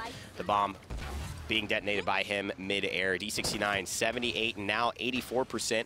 Phoenix rising to the top, up above, and gets pulled down by Elvin. Where are you going? 2 tanks on the point, though. There's the Dragon Punch coming through. That's going to be Fishko's Dragon Punch. Can it land? Who will it land on? It's going to be Elven Path. They see me rolling, Perdoing. He still can't find a kill, so he's going to flank. Trying to get some kills on Cephacloud. He's going to get a kill on Cephacloud. Trying to get another kill on Cog, but Cog's going to go kill him. Nice. Okay, making sure everybody hears the clap, right? I like it, though. Well done, Thank you, Seth. sir. Well played. Thank you, sir. Keep it going, man. And I think, you know, as we head into a Cog again, showing more and more mechanical, brilliance here against these great mechanical players he's playing against on Gangstar's D69. He's winning these duels against damage champions. 2 minutes remain in the payload push here, coming out with the heals. Convergence is available if they need it. Flashpoint have been looking good. They've been taking payloads off of both Gangstars and now D69. It's just a matter of, can they follow it through? Can they win these games at the end? Trying to make sure as well. Big Brumpy Bomb comes through, almost falls off into the water. Bugsy gets no value out of that one. Took a page out of Lazy's book and definitely going to go back to the drawing board as he continues to help his team try and defend this. Flashpoint in the lead. Sheepa trying to hold things down with Barrack. These Architectonic turrets doing a lot of work. 1 minute, 30 seconds remain. Assert Dominance pops out from Cephacloud, trying to keep himself alive, but he's hooked out into the danger zone. Almost charges off the map, but threads the needle through the doorway and gonna get topped off now by Cog. I really almost started singing Kenny Loggins' Danger Zone. Do you know that song? Okay, yeah, all right. Who doesn't? Who doesn't? I don't know. I haven't seen Top Gun, to be honest. I've never seen the It's film. been so long that that's not right. It's more of an Archer reference for me. I don't know if you've seen that show. Oh. One of the guys who actually works at the studio, he's in the video department. Scott, he used to work for Archer. So nice. I did not watch it very much, but I do know that small little fact. Not really my full sense of humor there, but I appreciate it. I appreciate those who do like it. Fishko here in the background, still just trying to fire away. Flashpoint working to try and break the impasse, which is D69 at this moment, but having no success Ooh. thus yet. Fire Spit lands onto one. Fishko gets caught out in the air, snagged out of the skies. Elvin Path cleans him up. Elvin got one. Bugsy got one. Perdo got one. Looking for two. Shot's going to miss, so he won't get his roll reset there. But Cybate still willing to take that fight, and it's actually Perdo who backs off. Perdo still holding things down, and Fishko trying to get a Dragon Punch into this fight, maybe sway the tide. Elvin Path looking for a hook, but the half shell, something he prefers lately, going to get destroyed right up and then probably bring that cooldown right back up for him again. Looking for the midair hook, does miss it this time, but the Architectonics turret's still available. Fishko will take it out, though. Fire Spit hits the doorway. 1 second remains. Nobody from Flashpoint's able to get onto that payload to contest, and D69, they're going to hold the defense with all 5 ultimates remaining in the tank, except for the King Bomb, which is pretty close at 82% Cephalcloud. Same story for Flashpoint, all but one, but sitting at about 80% on that one. Level 2 offensive items for both squads, as well as little flavor pickups here. The Resilience department starting to hire Elvin Path and Sheepa as they've hit the level 1 mark there, muting out things like the Dread Serpent. And knockbacks won't be as big of a factor from Cephalcloud, so all good stuff. All good stuff there as District 69 hold on to the big D. That huge D they needed, and of course they got it. And it wasn't easy. It was hard. It's a hard D to have, but you know, Flashpoint now coming through. They're trying to make sure they can get the big O here, the objective. Not ready yet because Phoenix goes onto the point, gets immediately pressured out, goes to the side now, doesn't want to step back onto it as District 69 are clumping on the upper rails. 100% already gained on the objective. Nobody with a first blood in this round just yet. Cybate looking for a big ol' angle. Is going to block out some of that damage, send it back into the barrack shield. One more dash up in the air, but now he's got none left, and Bugsy is hot on his tail. Wow, Cybate gets thrown down around as well. Half Shell doing a lot of work. Definitely saves Elvin Path's life at that one moment. Convergence comes through. Bugsy and Perdo follow up on Gara's setup, and so far, Bugsy, if he can get this one in the air, no! Ash will land. She's immune. She's going to win the kill. Could have poppy bombed her. He could have. He outplayed. Shoulder charge comes through, but Elvin Path blocks it. I believe Phoenix will go down to Gara. Cephalcloud does get taken down by Elvin Path eventually, who is just running rampant through this Flashpoint backline. A D69 capture it. They get the big O. That's the objective. Flashpoint now got to hold on to this big D if they can. You and this big hard D, man. I don't get it. You got something you want to tell me? No, Nick. I'm just, it's big. What are you talking? You're the one who said it. They get the big defense. I'm just abbreviating. I don't want to spend all that time saying it. Hey, man. You do you. You do you, man. It's 2017. I won't judge. 2 minutes remain. King Bomb's at the ready. 3 ultimates for D69. 1 for Flash P. Flash P and the D6. Flash P. Flash P and the big D. Flash P trying to hang on to the that big D sounds here. Like Side a B-list 8. cartoon. Flash P and the big D? Yeah. Oh, okay. I gotcha. Kind of like a Turtle Boy and Rock Girl. Yeah. Comes on right after each other, 7:30 a.m., 8 a.m. That's a rivalry as old as time. That's right a there. Saturday morning that I, would dream of as a kid, man. Unbelievable. Flash P and the big D. Right after that, Mom and Dad bring my cereal on the couch, and I'll finish up watching Turtle Boy and Rock Girl. And then that cartoon that's always like way worse than the other two you're watching, like that it goes from A tier, B tier to like D tier cartoon. What's your D tier cartoon from your childhood? Oh man, I can't remember. Maybe. I'm really trying. I don't know, man. I mean, I was a big Hey Arnold guy. I liked. Okay. I got it. It was around like the Real Monsters kind of thing, right? You know, I liked Real Monsters, but it was like not. I didn't ever really want to watch that show. I liked it. Never heard of it. I think that may have been before my time. Oh yeah. That's right. I got a few years on you. Yeah, you did. Young buck. That's right. Young B. blood. Young B. Young B, Big D, King Flash Bomb P is ready here as we continue to go through. Bugsy's gonna take Cog down with him, and a double kill for Bugsy. Looking to find a triple here. Will the team let him get it? They will. Timing. And Perdo was trying to find that one as well. He was ready with the bow, but he cleans it up. Good God, the timing of that could not have been any more pinpoint. Grumpy Bomb flushes out Phoenix into a bad spot now. Convergence is here. Poppy Bombs to safety. Bugsy repositionings through that fight. Look for the Convergence here. It needs maybe an inch or two. Woo! Nice roll there by Perdo. Hits the exaction Cassie shot, and Bugsy continuing to go through. Him playing well on the Bomb King's going to mean a lot for D69 heading into land. So far, so good for them. Get wrecked is the spray. And they have definitely made that the theme of the day here against Flashpoint Esports. Caught threes for Pacific Cloud and for Cybe8. Phoenix likes to go into the Kronos, doesn't feel he needs to go any further into that tree for the time being. Almost 4 ultimates online for Flashpoint, 6% off, and the Hexafire Fishgo is at the Wrecker 3 mark, as well as a Haven, keeping himself safe from Peardo. Bugsy has been the one kind of hot on his trail for me, though. Kind of keeping an eye on his dashes, I think, realizing when he's running low and capitalizing on that opportunity. Big streaks for D69 right now. 8s, 6s, and 5s for Sheepa, Peardo, Bugsy, and Gara. All kinds of items for these guys at the Resilience 2 mark, whereas that's where it really starts to hit its stride, and it just feels like you're really hard to lock down at that point. And that's really going to be just so good for this team. Peardo going to roll to the side, gains the movement speed as well. That's going to help on the roll to gain the distance, hits it midair. Cybe8 knows the Hunter's Daughter is hunting after him, turns around and catches it with a reversal. Great plays by both players. Reactionary stuff from Cybe8 here. Anticipatory. Now. Anticipatory. D there. Fishko takes down Sheepa with a Dragon Punch. Zephyr Cloud gets Peardo with a left click. Reversal, not going to catch anything, but Cursed Arm is still here. Bugsy finding a kill from long range. He buys the time, right? Phoenix still played well at Barrack earlier today, continuing the streak on the Ruckus and still progressing forward with his team, but no one is on the objective. Wow. They've made this kind of weird front line behind what they're trying to defend, and no one's left to hang on to it. As a result, D69 rotate through the fight, cut the legs out from under the front line, and then clean up the 2 frontliners as an afterthought. Very weird choice in positioning from Flashpoint, who are up 3-1 here with 80% plus on the point. Wow, D69 come through. Will it be Flash P? Will it be the Big D? Bugsy seems to answer that question right now. Turtle Boy and Rock Girl doing well, but it seems like Turtle Boy will steal the day. And Beard Man, the Barrack there on Sheepa, he's going to be controlling things as well. I feel like these are the names we would use if it was our first time casting Paladins ever. Beard Man, Rock Girl, Turtle Boy going in.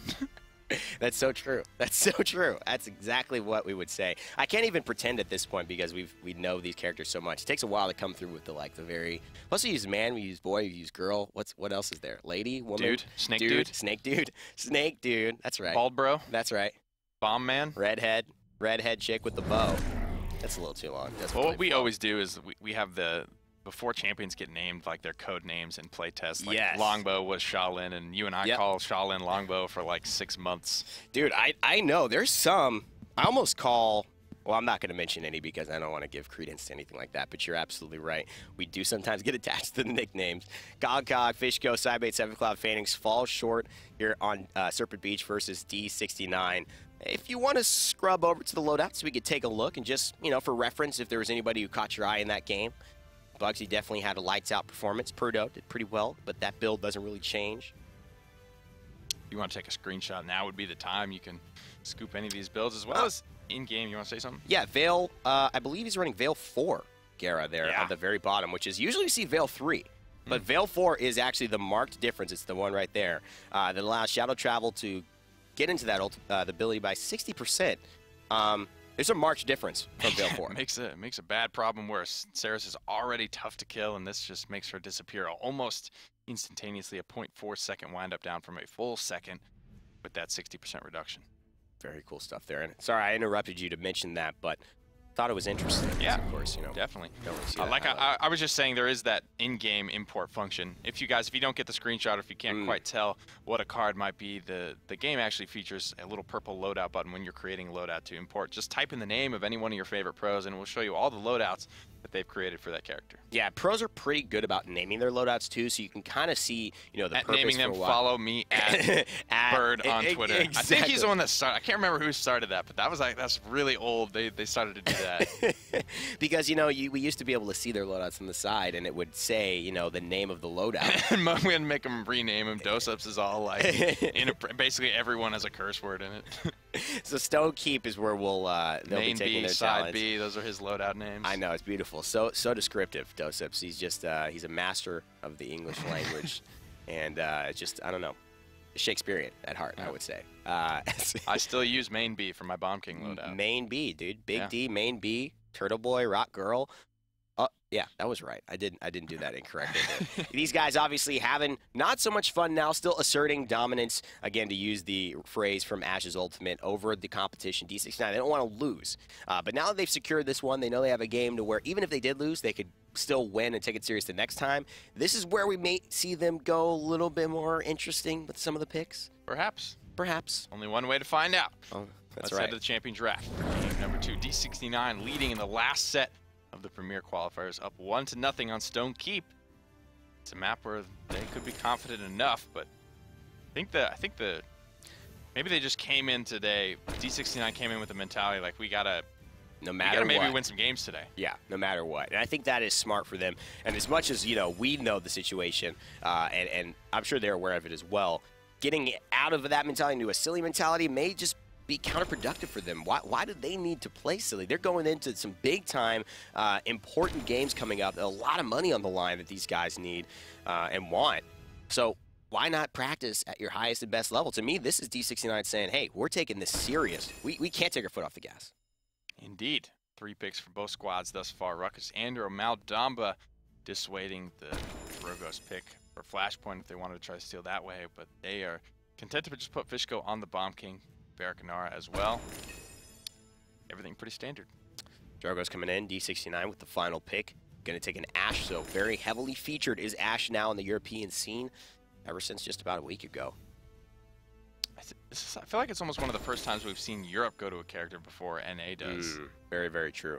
And it's, Gangstars, when they start a trend, right, it becomes something that you have to understand how to take away, how to play yourself. And I think that's the benefit of the top teams. And that's why sometimes you don't see so much iteration. The point you mentioned earlier is that these top teams, they're so good, they don't need to iterate to win. So there's no reason to put in new champions.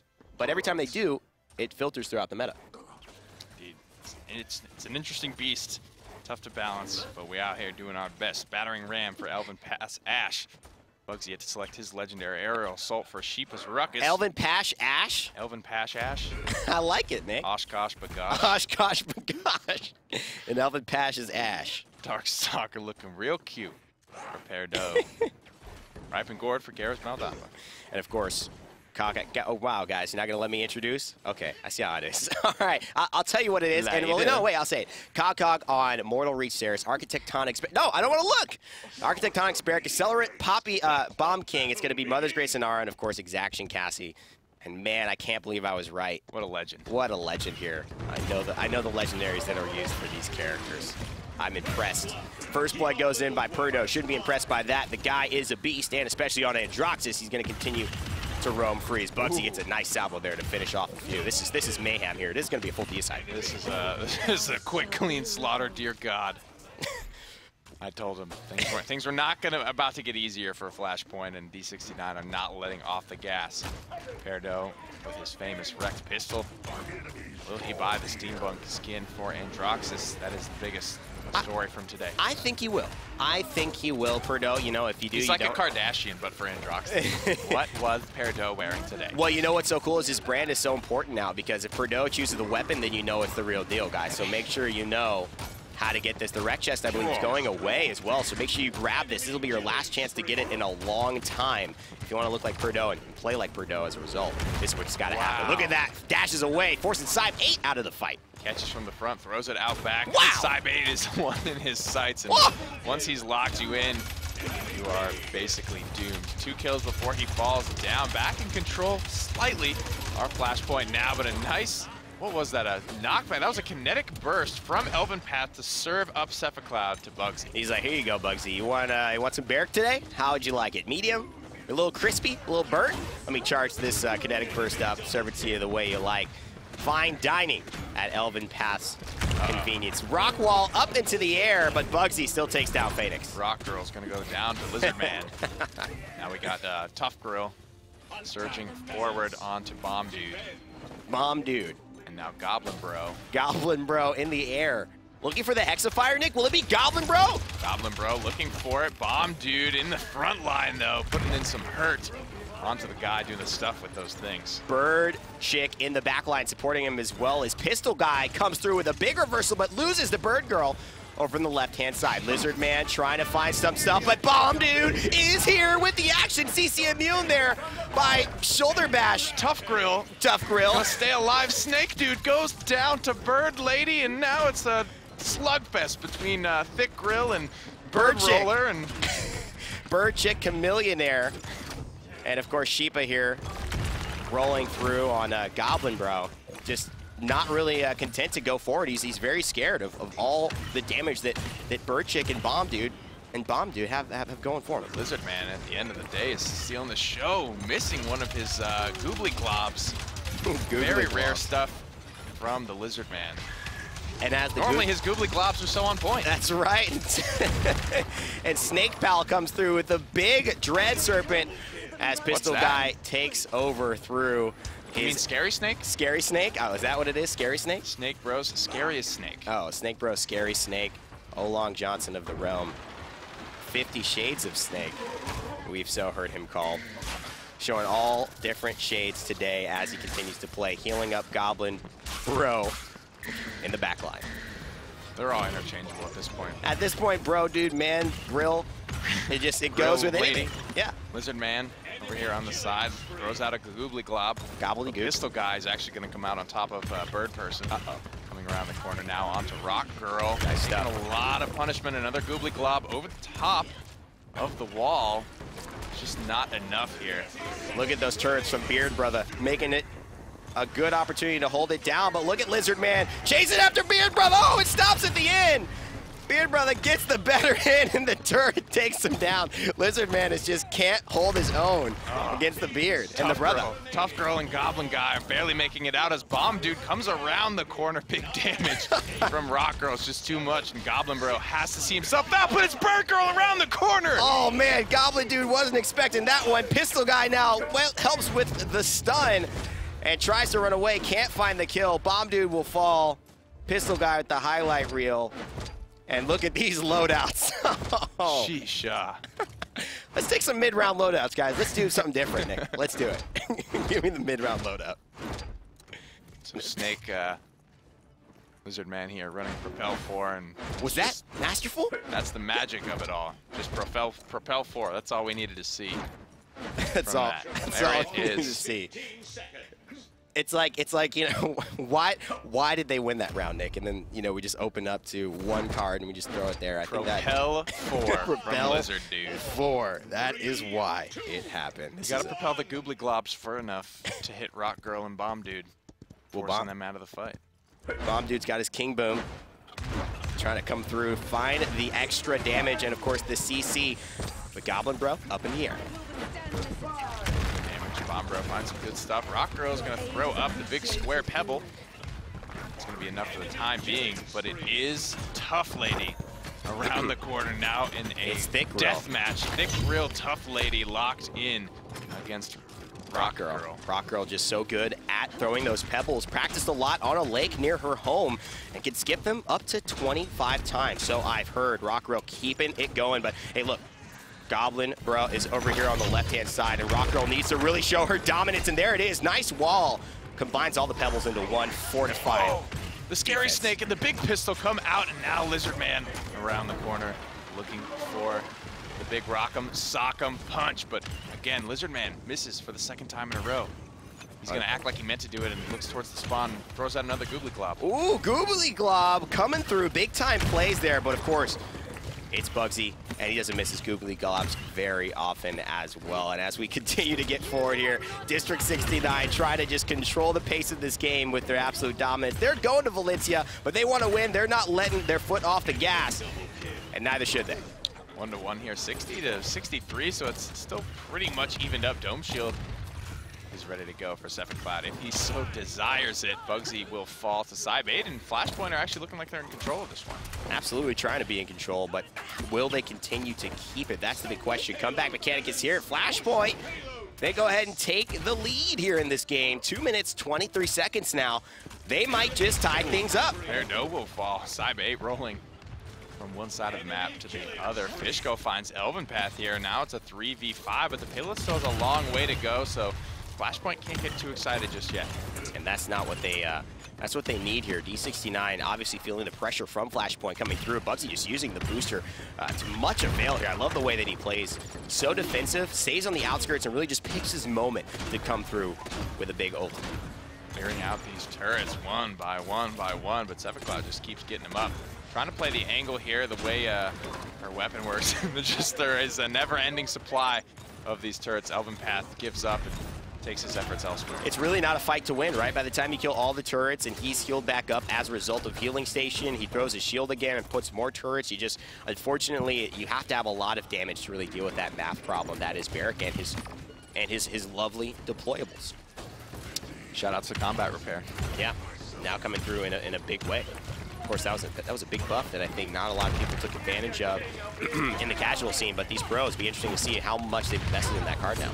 Big fight coming out of Assert Dominance. Elven Path stays alive. Poppy bomb upserved up to himself. Fishko drives it home. Alley-oop to himself, throws it down. Bugsy finally takes her down the crown of the Bomb King. Bruno, what did he just emote during that fight? Side 8 emoted emote. During BM at all costs. What? Wow! What? Did you? Oh my! Styled on. Oh my God.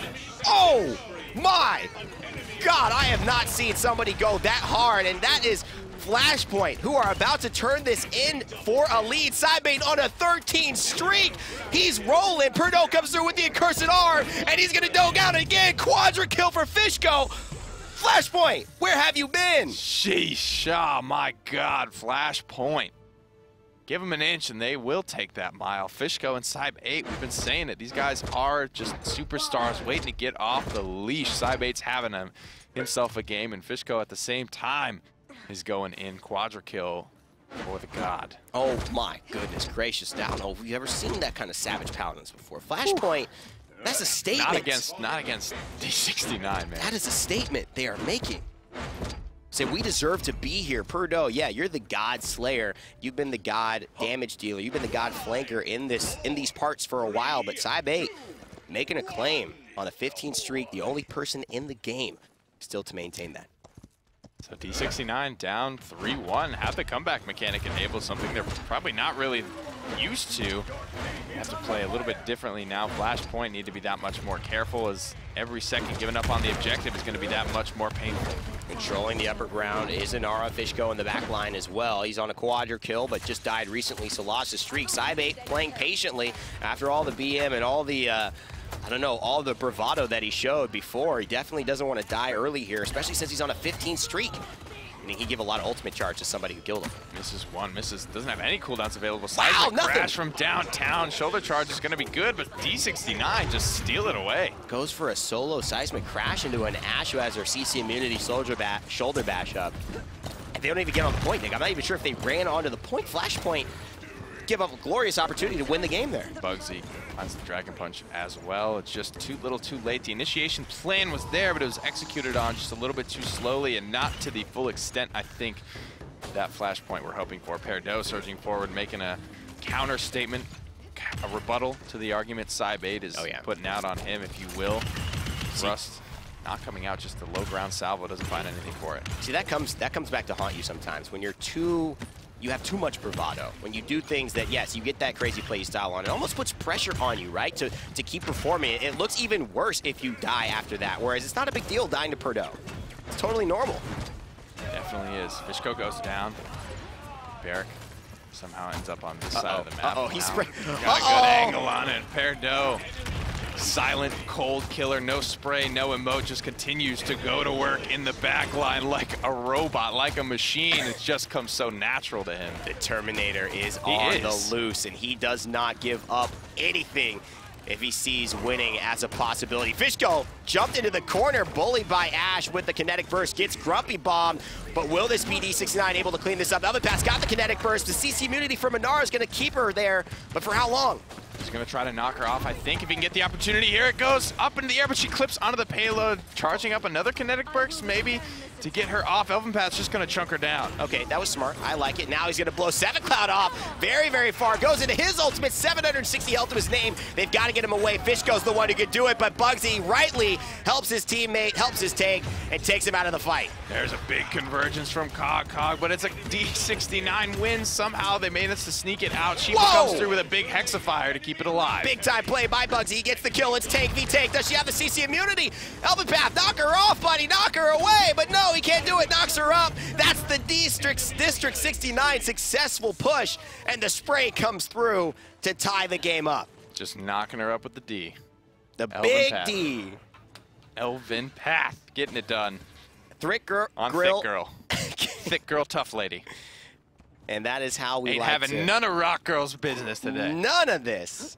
That Goobity Glob as well by Bugsy made a big impact because it took down the damage support, so it made it tank versus tank at the end, and that 1v1, you know, Phoenix didn't have a CC immunity from the Earthen Guard ready. Elvenpath able to take advantage of it. Patience, patience is the name of the game. Picks up a veteran as well just to be able to get himself out of combat when need be. And that's a good look because Gara can't always be in line of sight of Elvenpath the way he's playing this. He's deep in the back line, further out than Gara can afford to be, and veteran's always a good look whenever you have to look after yourself. Fishgo here on the right-hand side, trying to battle off against Elvenpath, but this is actually a pretty decent spot for Elven. Despite taking a lot of damage, he's definitely distracted two members there and put Phoenix into a bad spot. Bugsy will be content to fly away, retain a little bit, 30% of his Dragon Punch ultimate, and actually not get the kill. He's missed more Dragon Punches in this game, though, than I think I've ever seen in a series. Yeah, it's been a lot. I mean, obviously, he's playing smart, and we see people not hesitating anymore to just retain that ultimate charge. It's strategy. He's already back at 65%. I mean, it's a good decision to not die and stay in the fight. I guess so, yeah. Shoulder charging out.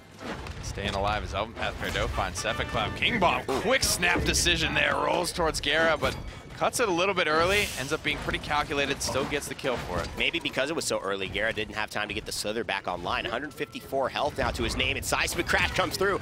Can't find a lot of it off of Phoenix. Bugsy will find a lot of damage, though, even with 656 health into his name, and the ultimate comes through. Risk, and Bugsy goes down mid-air. It was a risk. He took it, doesn't pay off, and now Flashpoint are looking like they can fight their way to the top of this game. Will they get it? Is that going to be it, ladies and gentlemen? Will Flashpoint take the victory? They absolutely will. D69 going to have to earn this win. Falling apart now, tied up 1-1. Flashpoint fighting back in both sets against the top dogs. Wow, that's pretty exciting, man. Shoosh. Really, really exciting game. And of course, this set keeps heating up minute after minute, and none of these teams are taking it lightly. They're all taking it. The only people taking it lightly are you and me over here casting and having some fun with it. These guys are going in. What do you mean? And, you know, casting as hard as I possibly can. I know you are. I know you are. I feel like your mom right now. I know, honey. Is it not enough? You are. You're doing so well. You're doing it. You're doing everything that you need to do. You're entertaining people. That's the whole point. Perdo, 22 and 13, ends up with a much better stat line than Cybate on the 12 and 7, and, you know, doesn't get as much damage, but I love the way he responded after that pretty serious outplay Cybate did to him. And that's wait. Can we actually see the loadouts real quick? Can you just hop over to that side for me? What are you looking for? Just to give people the opportunity. I think it's nice to screenshot. Just screenshot that, and you don't have to do anything, but just show it up to the viewer. Sometimes people do really want to say, "Oh wait, what was that fish go? What was that? What was Cybate running?" You know, you never know the exact loadout they're using. So I like the habit of showing you guys on screen to be able to have a chance to see it. As we, of course, take a look at those at the end. Coming back, you know, it is going to be the final game for these two, right? You know, and that's the big key going forward. They don't have any more opportunities to mess up, to do well. D69 kind of slipped up there. And that was honestly a little surprising to me. That's a really good map for D69. They got a pretty good draft. Obviously, Ash is still relatively new to their strategy overall, but again, Bugsy missing 3 Dragon Punches, gets killed in his 4th attempt. Obviously, you know, it's good to stay alive, but it's better to land it. It is. Kill somebody from the enemy team. It absolutely is. And, you know, he went with the pressure of I didn't hit my first one. I'm 686 health. I could wait like half a second and maybe guarantee it, get my full health back. But no, it felt like he had pressure on himself. For some reason, nobody was fighting him. He could have waited, but decides to go in and fortunately loses his ultimate and his life. Nice responses, though, from Flashpoint. It's not easy to hit the Drogos flying out of the air, and they snap to it relatively quickly, forcing the game number 3. Which is going to be on Frog Isle. And again, this seems to be the fated scenario where all our sets end. You know, everyone loves this Frog Isle. Where it all began. Where it all begins, where it all ends. And there's a lot of, ways to play around in this map and keep things similar. So for District 69, they'll take the Ruckus here, giving him the variability to be on the point or aggress into the backline if needed. I love that Flashpoint just aren't going down without a fight. No, not at all. Even in this scenario where it doesn't really mean a whole lot for them. I mean, it's just a statement, I feel like. Cybait, Fishco, Phoenix, these guys, they want to make statements. And that's it's a good call for both of them. Bomb King Bear pretty early for Flashpoint and Osiris, dissuading Drogos as well as Andrews. Such a good pick to start off with, and it will be Flashpoint this time, taking the Ashe for what is likely to be Cephicloud. A contested Ashe. I mean, this is the European meta right now. Very interesting stuff. And Ashe, a very fun champion. Having some range extensions given to her in the next patch, but also the patch that we'll be playing for DreamHack Valencia that these guys will really be focusing on is going to be the exact same Ashe that they're seeing here now. So we'll probably see her in Spain. Indeed, indeed. And then Eevee does come out for D69, dissuading, I think, Kinessa from Flashpoint, but they take the adjustment and just go into the triple front line on Frog Isle, but Eevee can still be effective against a clumping, I think, more so than most flanks. See, I think what I would have loved to see here is the Barrack and Makoa switch for Flashpoint. I think Inara can do the role of Barrack just as well, and I think we really do get a great vision here of the Frog Isle map. I love that guy. That is why it's called Frog Isle, by the way, if you didn't know. It's the frog statue. It looks like he just had a little bit too much out late last night and is just recovering from a tough one. Bugsy, though, on the Winter Witch. He's going to probably be going with Reprieve. I'll see that right there. And it's going to be Elven Path on Leviathan. Not sure if he's going to stay with that. We'll see. He maybe wants to contend with a little bit more health. And a very cool pick for him. Mortal Reach for Saris, played by Gara. Aerial Assault Ruckus by Sheepa. And Dark Stalker Androxus for Prudo. Flashpoint. 1-1 here in the set. They're going to take Mother's Grace and Nara for Phoenix. Fishco's got Accelerant and Poppy Bomb. Cybait's got Architectonics. Cog's got Spirits Chosen. Cephicloud's got Battering Ram. And Elven Path ends up sticking with Leviathan. So just the extra 1,500 health, Nick. I mean, this is something he's going for, and he's gone for a couple of times. What's the real aim here as the fight kicks off? I think just to bully people, right? He doesn't need the control from Pluck. He doesn't need the defense opportunities from Half Shell. He just wants to go to the back line and bully people. And he gets everything for that. Look, gets another hook off of that, and Sheep finds the kill on his side of 8. I mean, a hook with a coordinated team should be a kill. You don't need Makoa's damage to make it happen. I think another thing is you look at Pluck, right? They have 3 tanks, so burst damage isn't as valuable against tanks, as well as just 1,500 HP makes your time to kill. It honestly, it happens to me in the playtest sometimes. The time to kill is so drastically different with that much more HP that it throws you really far off. You're just like, you throw your normal amount of stuff at the Makoa expecting it to be dead, and he's not even close, and you're just like, all right, what's going on? Like, why? You're right. Why is this turtle not dying? You're absolutely right, and maybe Elven Path also sees that, hey, I need more of that time to kill. I need to reduce my time, increase my time to kill as a result of fighting against 3 tanks. Normally we're fighting against 2, and we're outmatched. It's good for Saris as well. She can just dump the entire heal into a Makoa and get value from all of that. Dredge anchored out into some trouble and just so much HP on this Yordle. He's taking half his life and he's still got basically just as much health as Barrack.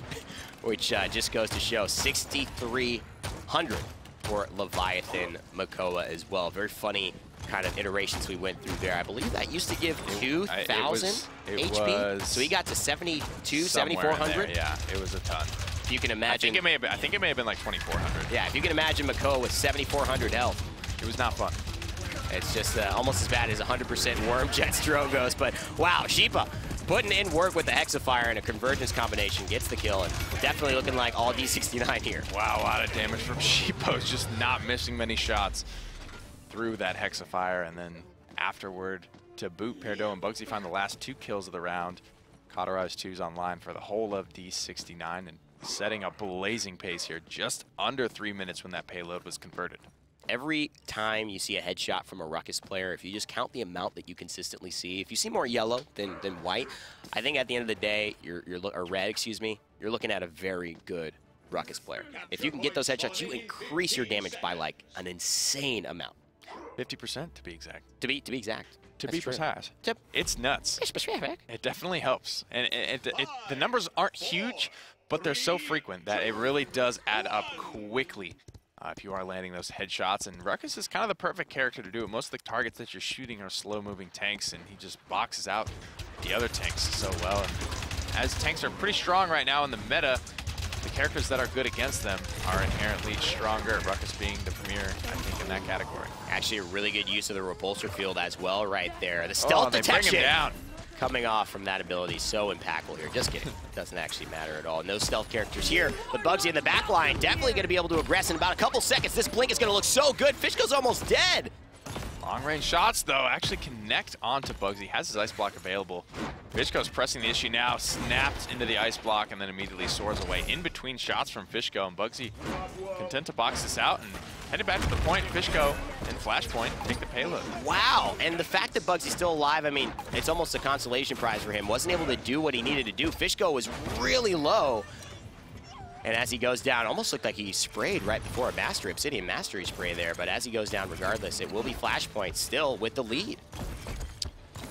So no Drogos here from D69. And wow. Bugsy's Eevee is the choice. So much HP. You almost kill him, and then he goes up to 10,000, back to 6,300. Elven Path will fall, though. And Fishgo still doing a great job, again, being a key component of taking down these, not only these carries, but these tanks with the Cauterize 1, not even relying on Wrecker here to do the damage to the shields. Just not impactful enough. 143 remain here. Bugsy picks up one on his way out.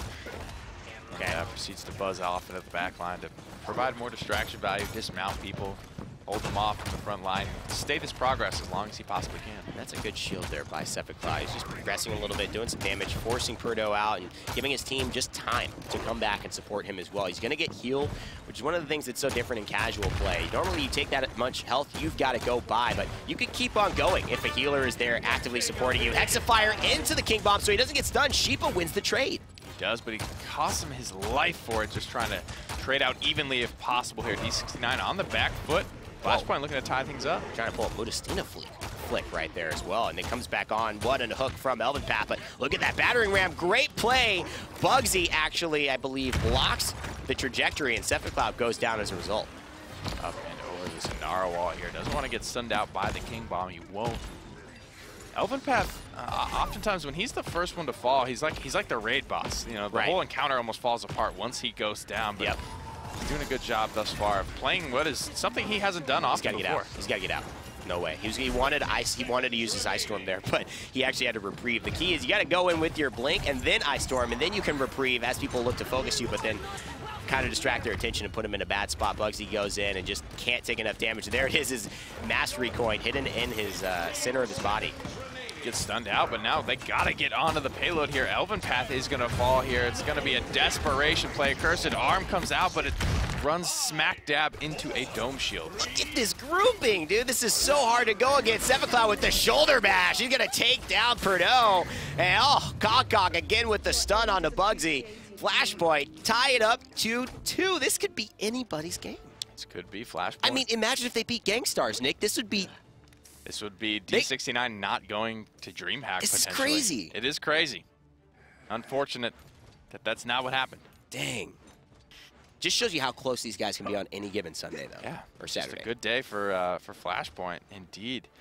Cauterize 3s almost across the board. Fishgo is actually the only one who's not able to afford it on this squad. All the tanks have reached that Cauterize 3 mark. Fishgo's only about 56 credits off the mark there at 844. Cog's saving up for Chronos 3, it would appear, as he hasn't picked up anything with his 800 credits in hand. Sheepa and Elven Path trying to stave off some of this crowd control, and this is actually the way that D69 were able to put away the Master's Land was just a bunch of resilience picked up on Frog Isle. That's right. They love resilience. They were one of the only teams that believed in that item as much as they did back in the day. Cog gets a kill on the Elven Path of all people, taking down the 6,300 health Leviathan Makoa. Sheepa now finds one on a Cog in response. Now T-Fight's starting to fall apart from Flashpoint. Phoenix is here. Good wall. Buys him some time. He's going to escape with 51% on the point. Can he get around this corner? 57 HP, but Bugsy's there, and Sheepa confirms the kill. Cloud Either will way, take the kill and not actually be able to convert onto it. Sheepa getting the better of him as well, and Hexafire available. The zone is imminent for these teams, and this is where D69 Gangstars, they don't take their foot off the gas. They will zone you into your base, and that type of aggressive play with only Barrick as your front line, kind of difficult to do. Wow. Away from downtown, Cloud comes in, assert dominance, Seer to immune the rest of the Hexafire, but there's an Inara to dump it into. This is good outplay though by Seven. Like, he did everything right there. He bashed off to help attack the objective. If Barrick hadn't taken so much damage at that point, they might have been able to get set up there. Maybe, baby. But maybe. It's going to be the payload going the way of D69 in round number 3. Now they have the chance to close things out. Flashpoint going to look to try and hold this defense. Bugsy in the back line having a pretty good game right now. Hasn't made any kind of plays that I think have just shocked the world, but definitely been distracting enough and coming in when his team needed it to. Imagine the next patch, though, with this Eevee coming through with that projectile speed. His playstyle right now would be so much more impactful. Just resilience coming into play there as well, getting Elven Path out from the stun. He's the HP to survive it all, and Fishko gets nothing for the King Bomb. 2 return kills for D69. He looks like he's low health, but it's still 2,600 HP. Elven Path is just really, really tanky, and I like to see frankly, Leviathan working out for me. And this is where, Bugsy's going to be so much more dangerous, because when he gets 1 kill, it's so much easier for him to get another. Nice shot mid-air, and actually doesn't want to fight against Fishko, who's got a lot of DPS. 2-shot potential onto him. Seismic Crash comes through. Big AoE hits, but Bugsy finds Fishko. Continuing to find kills, even though they're the ones being initiated on. Is it the result of resilience? Decide for yourself. I think it is. I mean, D69 play it so well, baiting teams into heavy CC reliant comps and just picking up that cheap, quick and clean item. There comes the shoulder bash, but it's blocked by Elven Path. Wow, and he shell spins into it to get the healing off of that back onto Leviathan.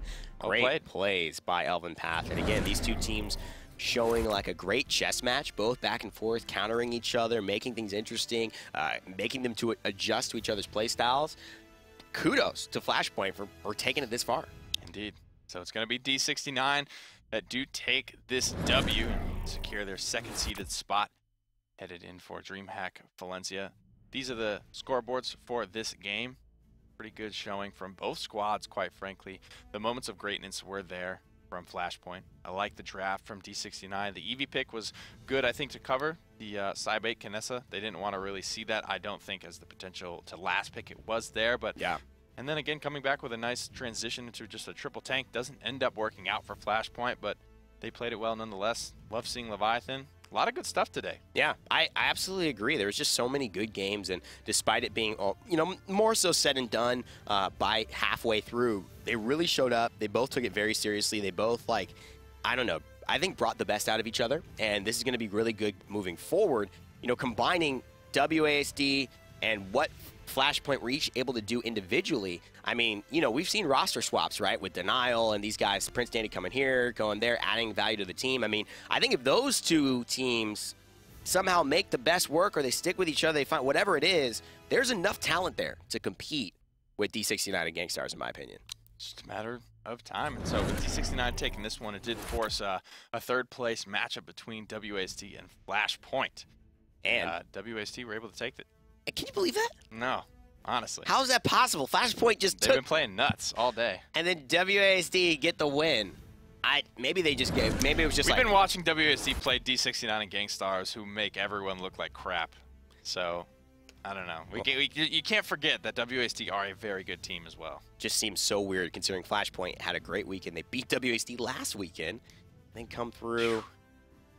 Unbelievable. And again, just re-mentioning what we said earlier, Flashpoint, WASD in a best of 1. WASD gets the win over Flashpoint. And it is a best of 1, so yeah. Who knows? Maybe there was some weird composition. We don't have that for your viewing pleasure, but those are just the results. This looks so familiar, though, as the online results from last year's DreamHack. Just Gangstars were Torpedo back then, undefeated through online stages, 6-0, now headed into DreamHack.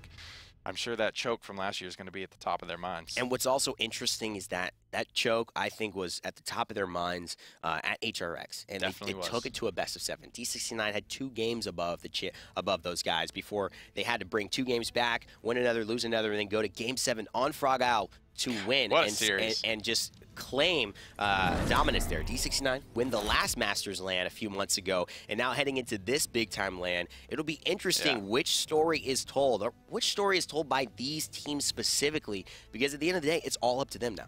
It is. It'll be cool to see if we assume that they'll make it to the finals, but there's been such good showings from Kanga Esports coming up. The Latin American teams get better and better every single time they come to them, by leaps and bounds, mind you. Yes. As well as, you know, North America, they always have the chance to step up. I think they're also looking a lot more prepared in terms of the champion variety they're able to bring and the team synergy overall. The game has changed a lot, and of course, there are a lot of new champions involved. Nick, I hear we're doing something with champions this weekend? They all free. They all free. Play whatever you want. Awesome. I don't care anymore, Nick, even if it's Barrick. So he's giving you guys a free champion weekend, so make sure to play this weekend and check out any of the champs you may not have had a chance to play. Of course, this is going to be the last big Hi-Res sponsored esport event that we've got going on until Valencia, which is coming up in just under a couple of weeks here. We'll be heading out to Spain on July 13th, 14th, and 15th. Maybe 16th we'll be there. I don't know. But we'll be performing all of these great tournaments, and $100,000 on the line for these Paladins guys, but also $50,000 on the line for the console Paladins guys. Now, if you've been curious about what's going on with the console scene, Hi-Res, Vox, also Alan, I Hold Shift, they've been casting that lately, as well as the Paladins World guys, the Bellafroid boys, have been helping to produce that event. That's actually going to be available to watch right after this. So if you guys want to stick around, watch some Paladins console stuff, get an idea on who's going to be the team to look out for in Valencia, stay tuned and be able to join us for that right after here. My name has been Rene, Evan Rayner. This is Nick Hio, Hi-Res Pretty Air. From all of us at Hi-Res Studios, we wish you a happy weekend. Get ready for the peach. As always, remember to never give up, never stop gaming, and we'll see you all in the realm.